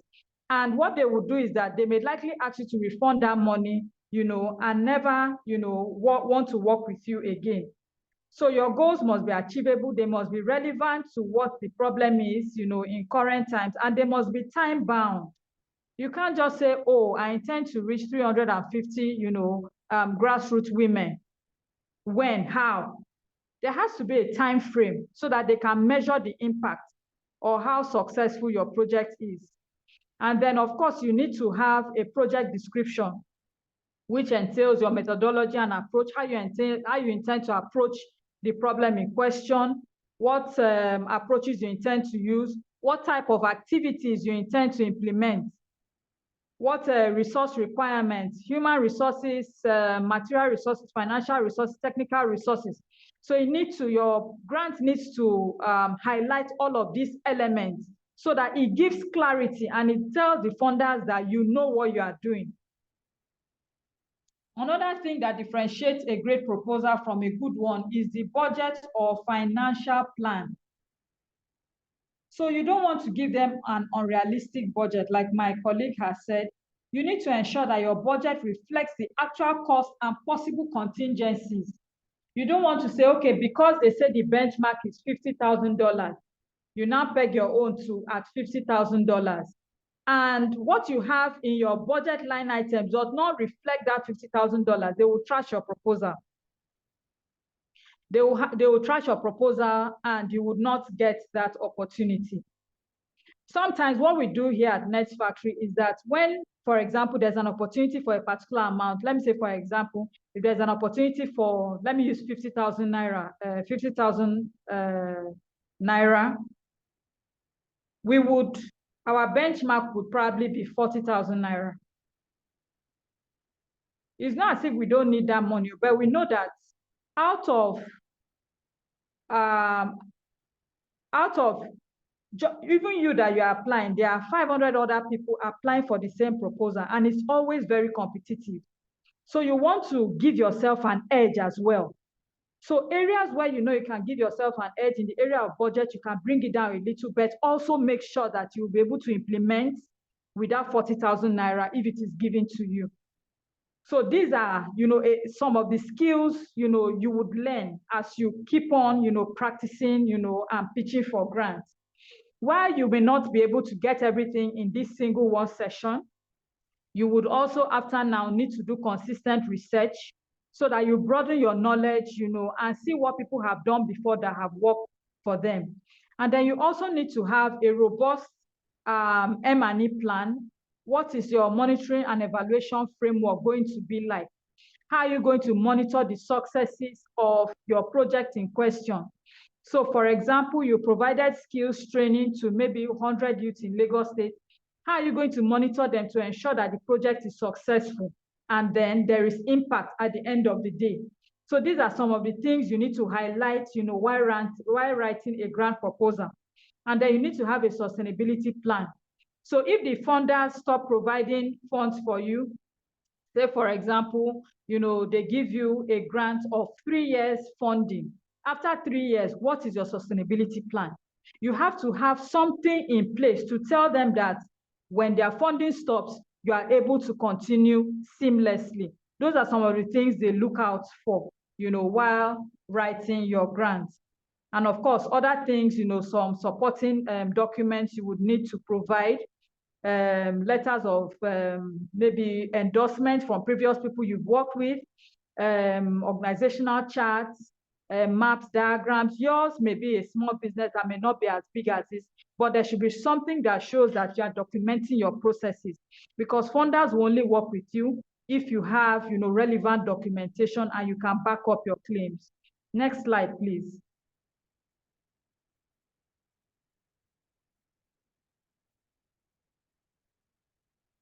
I would just I wouldn't want to dwell so much here, because this if I take this is going to be quite robust. So your methodology just tells the agency or the funder how you intend to implement the project. It's as simple as that, and it varies from one project to the other. So someone in food and beverage industry is different. So someone in recycling industry is different. So the methodology is unique to you. Someone providing capacity building methodology is different. So the methodology is unique to the specific project you are implementing. So your methodology has to have an approach, an overview. It has to list the key activities you intend to undertake. So for example, we at Nets Factory, we are into capacity building. Of course, we would highlight the activities we intend to do, trainings, mentorship, role model sessions, what's it called, pop-up gamifications, and so on and so forth. And then you also have to highlight the target audience, your beneficiaries. Who are they? Where are they located? How will you engage them throughout the project? Is it going to be hybrid? Is it going to be, physical? Is it going to be fully virtual? Who are the primary beneficiaries? Who are the secondary beneficiaries? So for example, if you're able to reach out to grassroots women and train them on bag making, who are the secondary beneficiaries? Obviously, the secondary beneficiaries would be maybe their friends or relatives or even children that they would also teach and impart that skill to. What are the resources you'll be needing in terms of equipment, in terms of technology, in terms of materials, and things like that? You need to itemize all of those things clearly and in detail. And then you need to itemize the timeline you would need. For example, week 1, engagement of stakeholders. Week 2, maybe call for application, or call for application online, or advertisements of posts online. Week 3, so you need to give clear specifications of how you intend to implement that project. Next slide, please.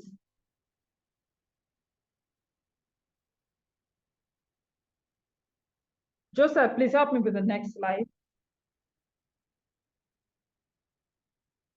And then you need to also indicate your risk management strategy. Identify potential risks that may come up. So if, for example, you are doing a capacity building training, maybe in Kogi State, if a riot happens, what is your mitigation strategy? What happens? So these are some of the things you need to come up with. You just need to come up with, preempt certain circumstances that can occur, and then come up with mitigation strategies. Then what is the justification for your methodology? You have to provide evidence or data that is supporting the specific method you intend to use and how effective that method would be.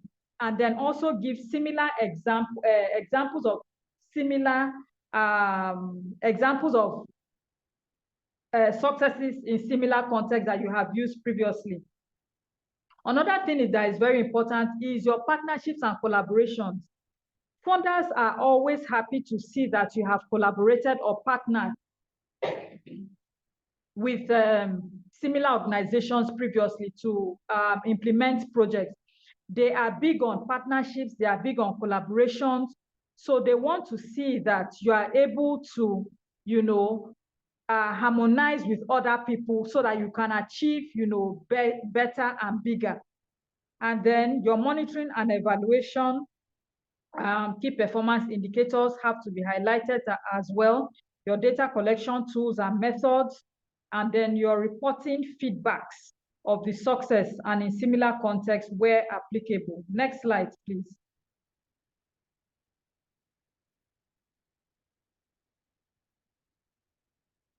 So yes, this is the piece of icing on the cake.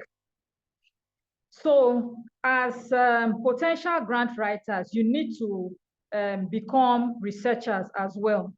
A lot of all these opportunities you see, some of you may just be seeing them for the first time, they are on the internet. Everything you need is on the internet. If you don't do research, you would not find it out. Some people belong to groups where these grants opportunities are dropped on a daily basis. So you need to go out of your way to find out, how can I belong to a group, or how can I get on a group where I can get, you know, source for this, get information on this grant consistently. It's not enough to just apply for just one and rest and say, oh, thank God I've applied for one, I'm hopeful. No, if you intend to get at least one grant, you should be able to be pitching for at least 20 to 50 grants. That is the only way you can be successful. But if you just apply for one and you rest, you know, you may not just get it. Don't forget that some of the people that apply for grants, it's not that their proposals were not good enough. Some have very powerful proposals, but it is very competitive. It is a very competitive sector. So there will be just one or two things that will set you apart from the next person. Doesn't mean that your grant was not a powerful one. So these are places where you can source for grants. As you can see on the screen, my colleague will share this slide with you. So you can begin to pitch, you know, for some of these grants. Some of them are extremely competitive. So you need to be able to put out a very strong proposal. We are here to guide you if you need assistance. Next slide, please.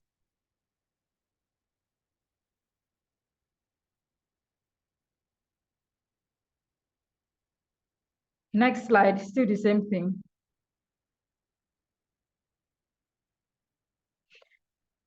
Before you move to the next slide, so there's something I really want to emphasize. So please, when you are writing your grants, always make sure to include what your project is tied to on the SDG goals. If it is no poverty, you indicate it there in your proposal. Those little things give you an edge over others. So it just tells them that you are conversant with you know, the SDG goals, and you know, you are working towards, you know, helping them achieve it. So don't forget, this is a very key element when you are writing grants. Never you forget to highlight the SDG goals particular to your area of responsibility. It is very, very important. It will set you apart. Next slide, please.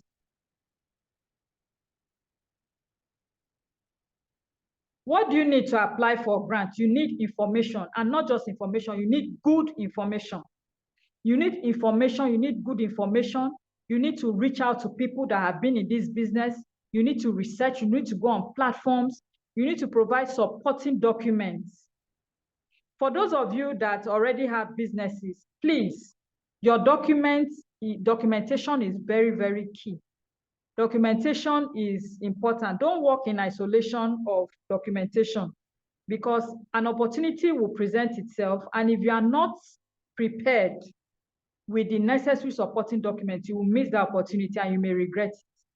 And then you must look out for the eligibility requirements. For every grant proposal that you get to write, there are always eligibility requirements.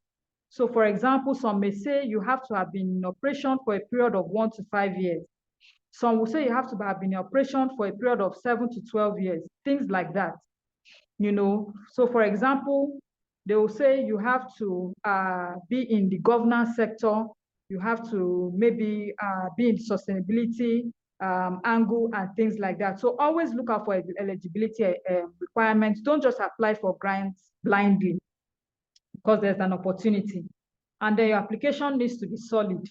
Either you have a solid application or concept note. Sometimes they will request for an EOI, expression of interest, first of all, before you go ahead to write the proposal. Sometimes they will just ask for a concept note, a simple concept note. So when they approve the concept notes, they will now give you a go ahead to, to send in a proposal or an expression of interest.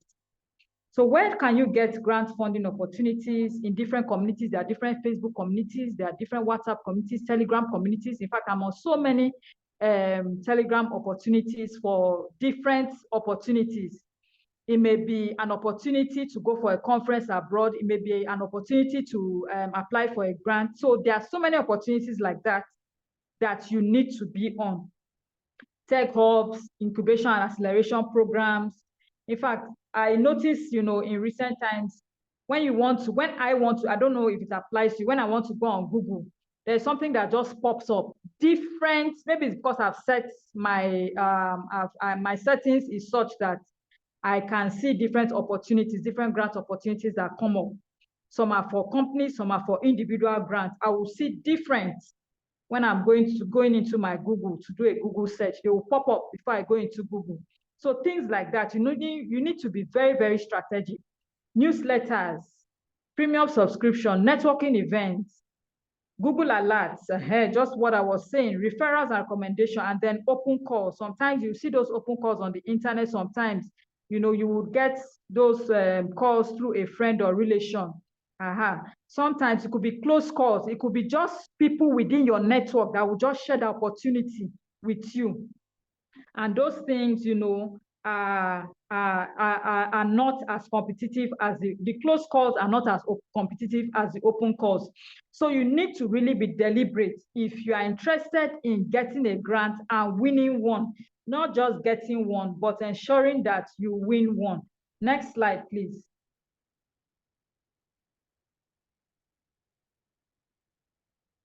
Next slide, Joseph, please help me.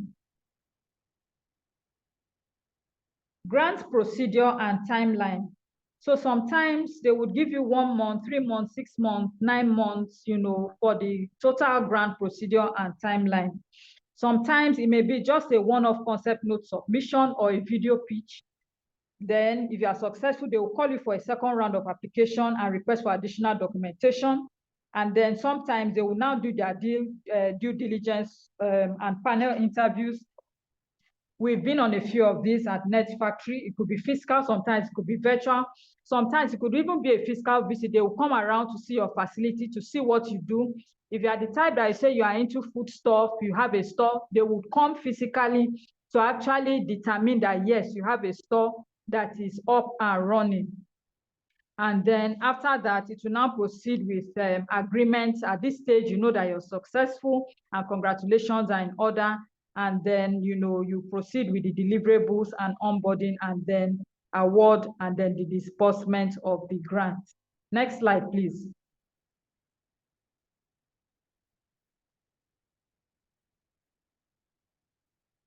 Grant eligibility criteria. Everything is in basic requirements, audit report and tax clearance, co-founder partnership and co-signatory, age of the company, turnover, number of staff, social proofs, links to testimonials, articles, award, pitch deck, company profile, project implementation plan. If I were you on this call, I'll begin to put some of these requirements together in a link, so that when that time comes, it's easy for you to just pick that link. Not that when an opportunity presents itself, you just start running helter-skelter. I need this, audited report. How do I get company profile? I need to go and get this. So now that you still have the time, try as much as possible to begin to put some of these likely criteria down ahead, at least the basic ones, so that whichever one comes later, you know that, okay, it will be easy for you, to proceed to get those ones. Next slide, please.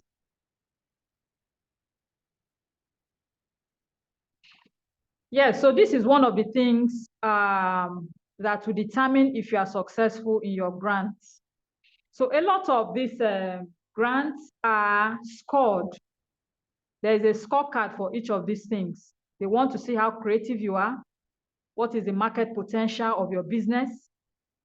The business execution style, what does it look like? Does this business have growth potential? What is the social impact of this project if we should invest in it? So sometimes they have scores for each of those things. Your business concepts, that's the problem statement, could be 10 marks. For some organizations, it could be 20 marks, could be 15 marks, just depends. The business concepts, what solution are you proposing? What makes your own solution different from the next person that also has the same business? They will score you there. Where is your business located? Is it located in a place that is accessible? They will score you. Is it a novel idea? What phase are you in? Is it ideation stage? How far have you gone? Is it already impacting people? They will score you there. What is the market like? Is there a potential market for it? Is the market so large? Is the market oversaturated? Are there potential off-takers of the business? These are things they will look at to score you. What is the importance of the solution to the market? They would want to know. They will score you too. Revenue model. What is your revenue model like? Your BMC, your business model Canva, what is it like? What technology are you bringing in? What is your team like? How effective is your team? What is their background? What is their capacity like? Those are the things they look at. Because sometimes when we get to submit grants, they would ask us for the CVs of the personnel or the implementing personnel that will work on the project. They would ask for it. They want to see if your team members have the capacity as well. So these are things they look at. So grant writing is not a walk in the park. And then the business idea in question, does it have the capacity to create jobs? The impact, and then the funding. What is your budget like? So those are the things they look at. Other things they also look at is your word count limit. Never you ever, if they give a word count limit, never you ever exceed this word count limit. Just simple word count limits can disqualify you. Age limits can disqualify you. Look at all these DQSs here. All these things can disqualify you. If you say, Chebina just fonts, nothing there, they will disqualify you. We have seen it and it happens. Your line spacing, some of them will specify this thing. This is how they want it to be. They are the ones giving you the money, so they are telling you how they want you to submit a document. It is always safer to comply. Number of pages, the templates to use. Sometimes they will provide templates for you. Sometimes they will tell you to use a template, but they will now specify the type of fonts, the line spacing, the grant cap. Sometimes they'll say, don't exceed $500,000. Some people will say, okay, $500,000 and maybe 100, you now added it. Those things will disqualify you. And when they ask for documentation, please try as much as possible to submit every documentation that has been requested, and do not submit documentation that was not requested for. Very important. Next slide, please.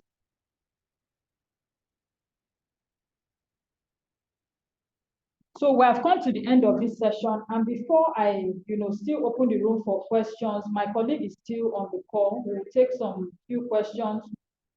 I want to emphasize on some organizations you go to, and you meet some certain people. These people are key in those organizations. Never you look down on them, and I'll give you a few examples.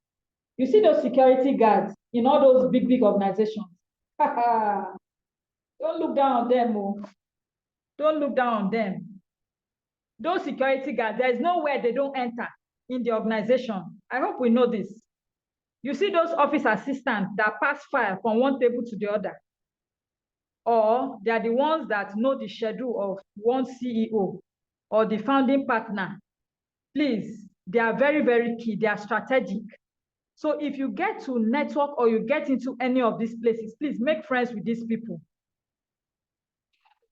I'll give you an example of a family friend who, will I say by coincidence or by mistake, just met with an office assistant in one of the offices where he went to submit something. And because of his kind of personality, he was kind enough to just, chit-chat with the young guy. The guy was even an illiterate.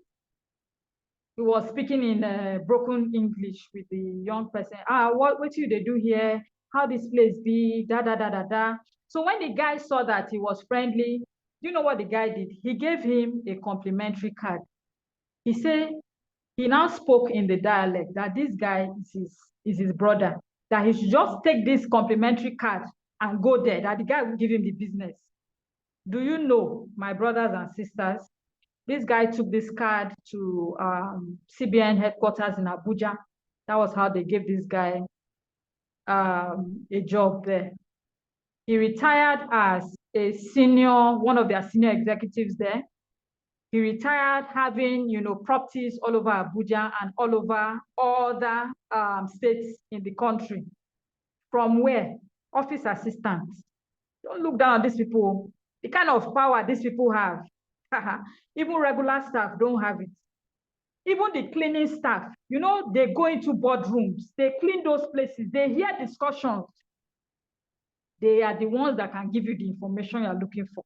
Be kind, be nice to these people. You never just know where an opportunity will present itself. So on this note, we have come to the end of this session. If you have questions or answers, yes, Jovita, don't look down on anybody. Never look down on anybody. Because the person you are looking down on may be your next cash cow. You just never know. Any questions or contributions or comments? We will just use 5 minutes to take that because we have run out of time. And I believe this has been so beneficial to you. So all right, thank you so much. Solomon. Yeah. Yeah, it was okay. indeed Nasir has a insightful question. and interesting Nasir section. has raised his hand. If you have any question, please, you're free to ask. All right. Nasir has raised his hand. Yeah. Yes, ma'am. Good afternoon, ma'am. Good afternoon. Yes, ma'am. Sorry. Thank you so much for everything you've shared with us today. As regards businesses that are in the social enterprise or the social entrepreneur space, how can we assess processes, formula, and delivery? And these three things, do they mean that's the model we are operating on? How can you assess what? Processes, formula, and delivery. For example, you said Net Factory deals with capacity building, and there are ways that you actually implement this through trainings, role model sessions, mentorship sessions, and the likes. So I just wanted to get that clear as regards processes, formula, and delivery. I just wanted to get it clear bit on that. Then I wanted to know to that. Does that mean that's the model you're operating on? Is that what it means by when someone asks, what model are you operating on? Are you to tell your processes, formula, and delivery? Is that what it means? Thank you. Yes, so I mean, that is what it is. However, I mean, some of these processes change depending on the uniqueness on the projects you are implementing. So for example, I mean, we implement different projects apart from capacity building. So of course, the model we use for capacity building cannot be the same we use for monitoring and evaluation. So just know that your models or processes are unique to your own business ideas. So it has to be something that that works for you, something you've used over time, something that has produced results for you, something that has been impactful, and also something that, is in line with current industry standards. Yeah. Okay. I hope that helps. All right. Yeah. Thank you very much, ma'am. Grateful.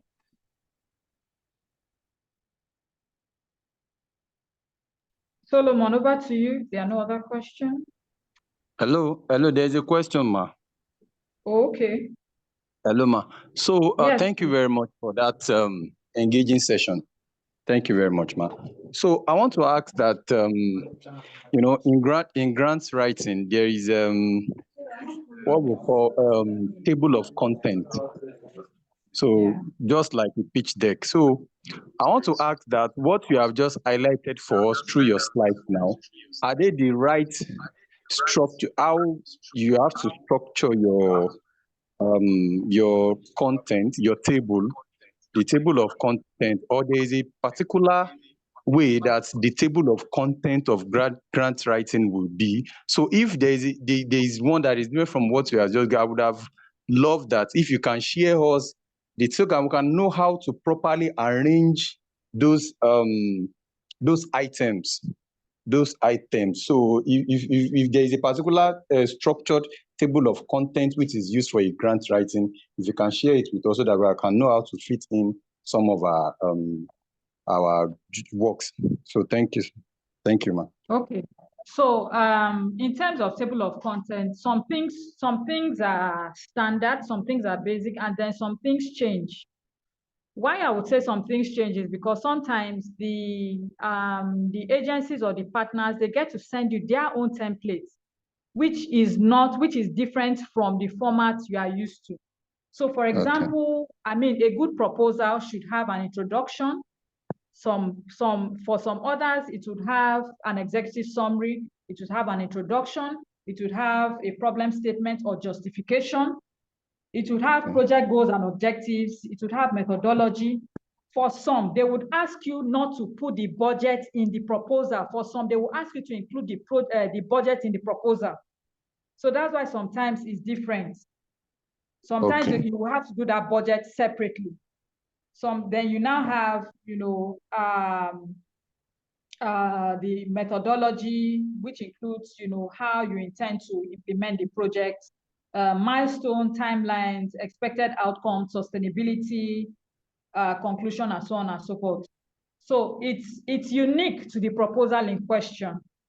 I think my colleague has his hand raised to just add to that. Okay. Yes, The attendance also has been to dropped though. Yeah.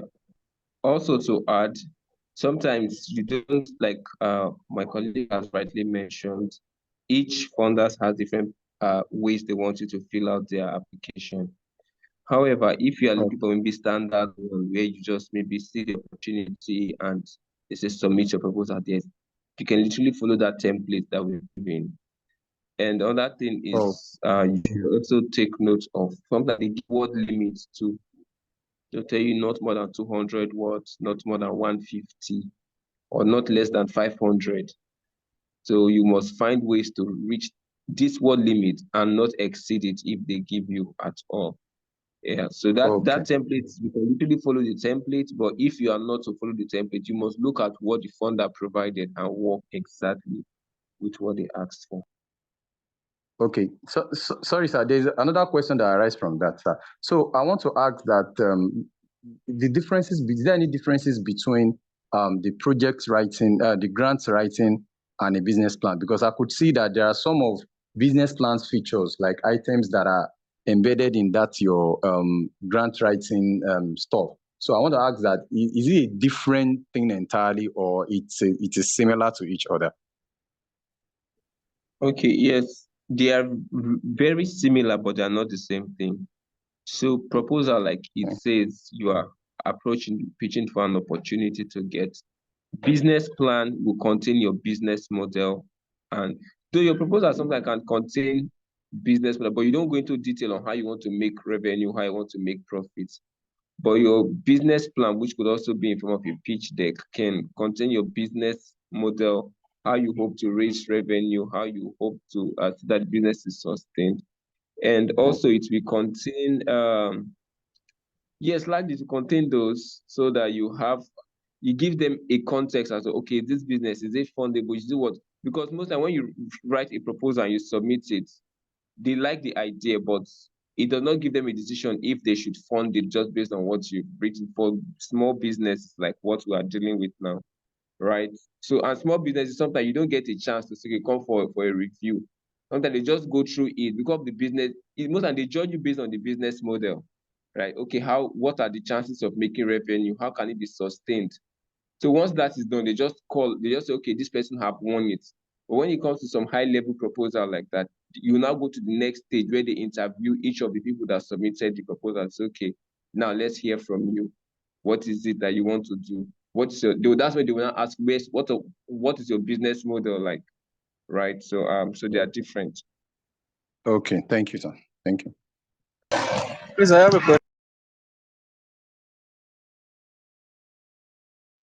I have a question, so I don't know if I can go on.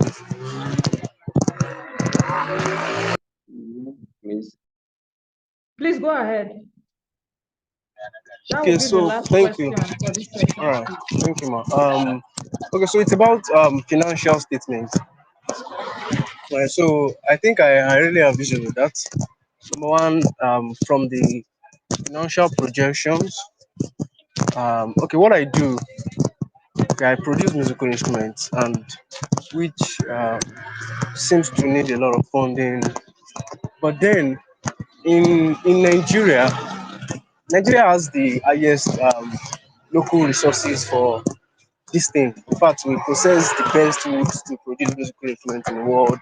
We have all these things, and they are kind of cheaper to get here in Nigeria because most of the people here don't use it for that purpose. They just use them to do bench, use them to do chairs and some stuff like that, which made the cost of production for me very cheaper and lesser.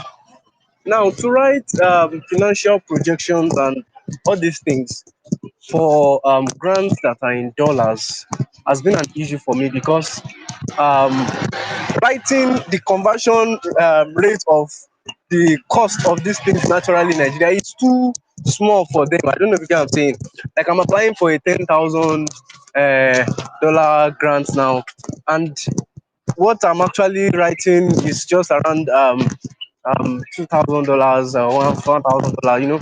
It seems small, and this thing is giving me issues because some people. The last time I went to pitch, some of them told me the financial is too small. Like said, I'm not projecting too big for them to invest on, and this is giving me issues because I don't know if I should start using dollar, the American standard of their production, this cost of these things in the other parts of the world to give my projections and financial statements, or I use the local ones because the local ones are really not giving the value for what I'm doing because the same wood I'm getting for that they used to produce chairs and benches are the same wood I want to use for production of musical instruments. Although there are different levels, but there are other things I'm going to be doing to make it worth more and or fulfill that Okay, so purpose for them. I get what you're saying. Okay. For want of time, what I would advise in that case is,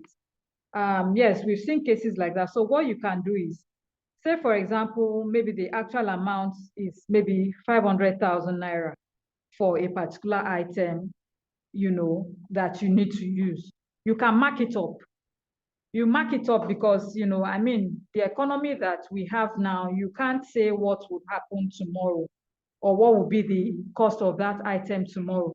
So instead of using the exact figure or the exact cost of that item, mark it up maybe by 20% or 30%. So that cushions whatever effect may come up, and then they could see that you are still within range. You are not too low, you are not too high, you are just in the middle. So whatever you are projecting, and submitting in dollar rates, mark it up. Always mark it up, especially, we that are here in Nigeria. You need to mark it up. Not too high, not too low, just in between. I hope that helps.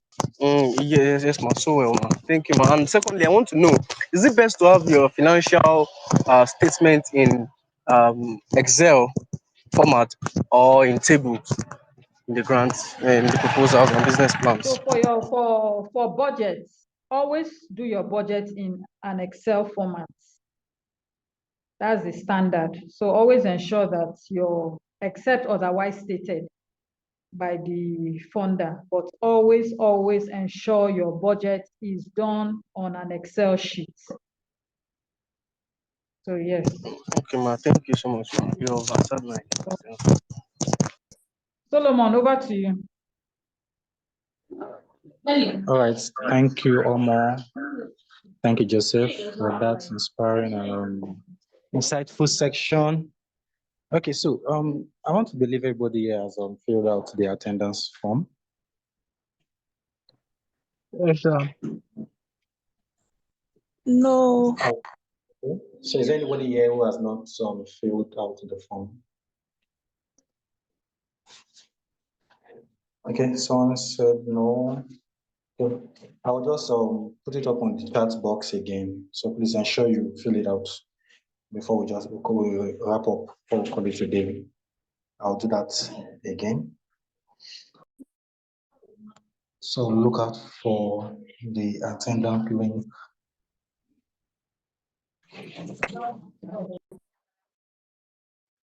Well, fulfill the attendance. Can we leave the meeting now?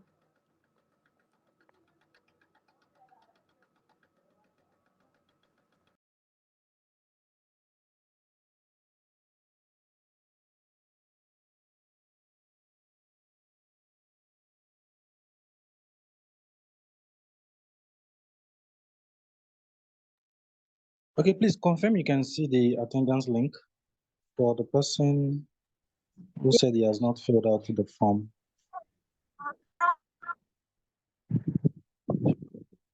Just drop a chat. Okay, just unmute and speak. Okay, yeah. So once you have filled the attendance link, you can leave the meeting. Yeah, I believe we all had, like I said, an inspiring and insightful section today. So Joseph and Omo, they are my colleagues at Nest Factory. Omo is our program supervisor, while Joseph is our placement manager. So please, if you enjoyed this session, you can just drop a reaction, a chat, just get a feedback. Is there something? Oh, someone is asking if you guys can have the slide. Okay, about the slides, I can't guarantee that, but I would have to ask. I've asked already. He said he will drop it. Sorry? I've asked about the slide already. He said he's going to drop it. Okay, fine, beautiful. All right, so be expecting so it please, then. if you can help us get it from him. Thank you for your feedbacks. The recording, of course, you're going to get the recording when it's ready. It will be posted on the group chat. Jovita said it was insightful. Thank you, guys. Thank you for your comments. So for our next section, it will be communicated on the group. So please watch out for our next class meeting. So if it's going to be tomorrow, you will be notified on the group chat. So for further details and for more information, you also get that on the group chat. Thank you, guys. Thank you for your comments. Thank you for your feedbacks. I think that will be all for today. So is tomorrow's class virtual too? Yes, please. Tomorrow's class is virtual. Okay. Okay, sir. Yeah. Thank you, sir. You're welcome.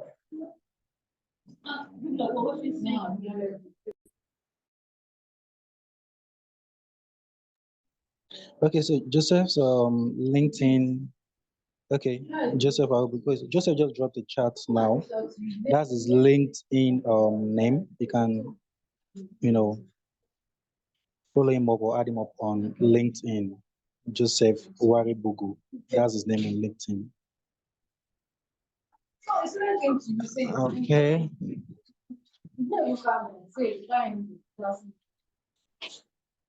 All right, thank you for your comment, Victoria. Okay, so we'll just call it a wrap. Thank you guys. So see you tomorrow.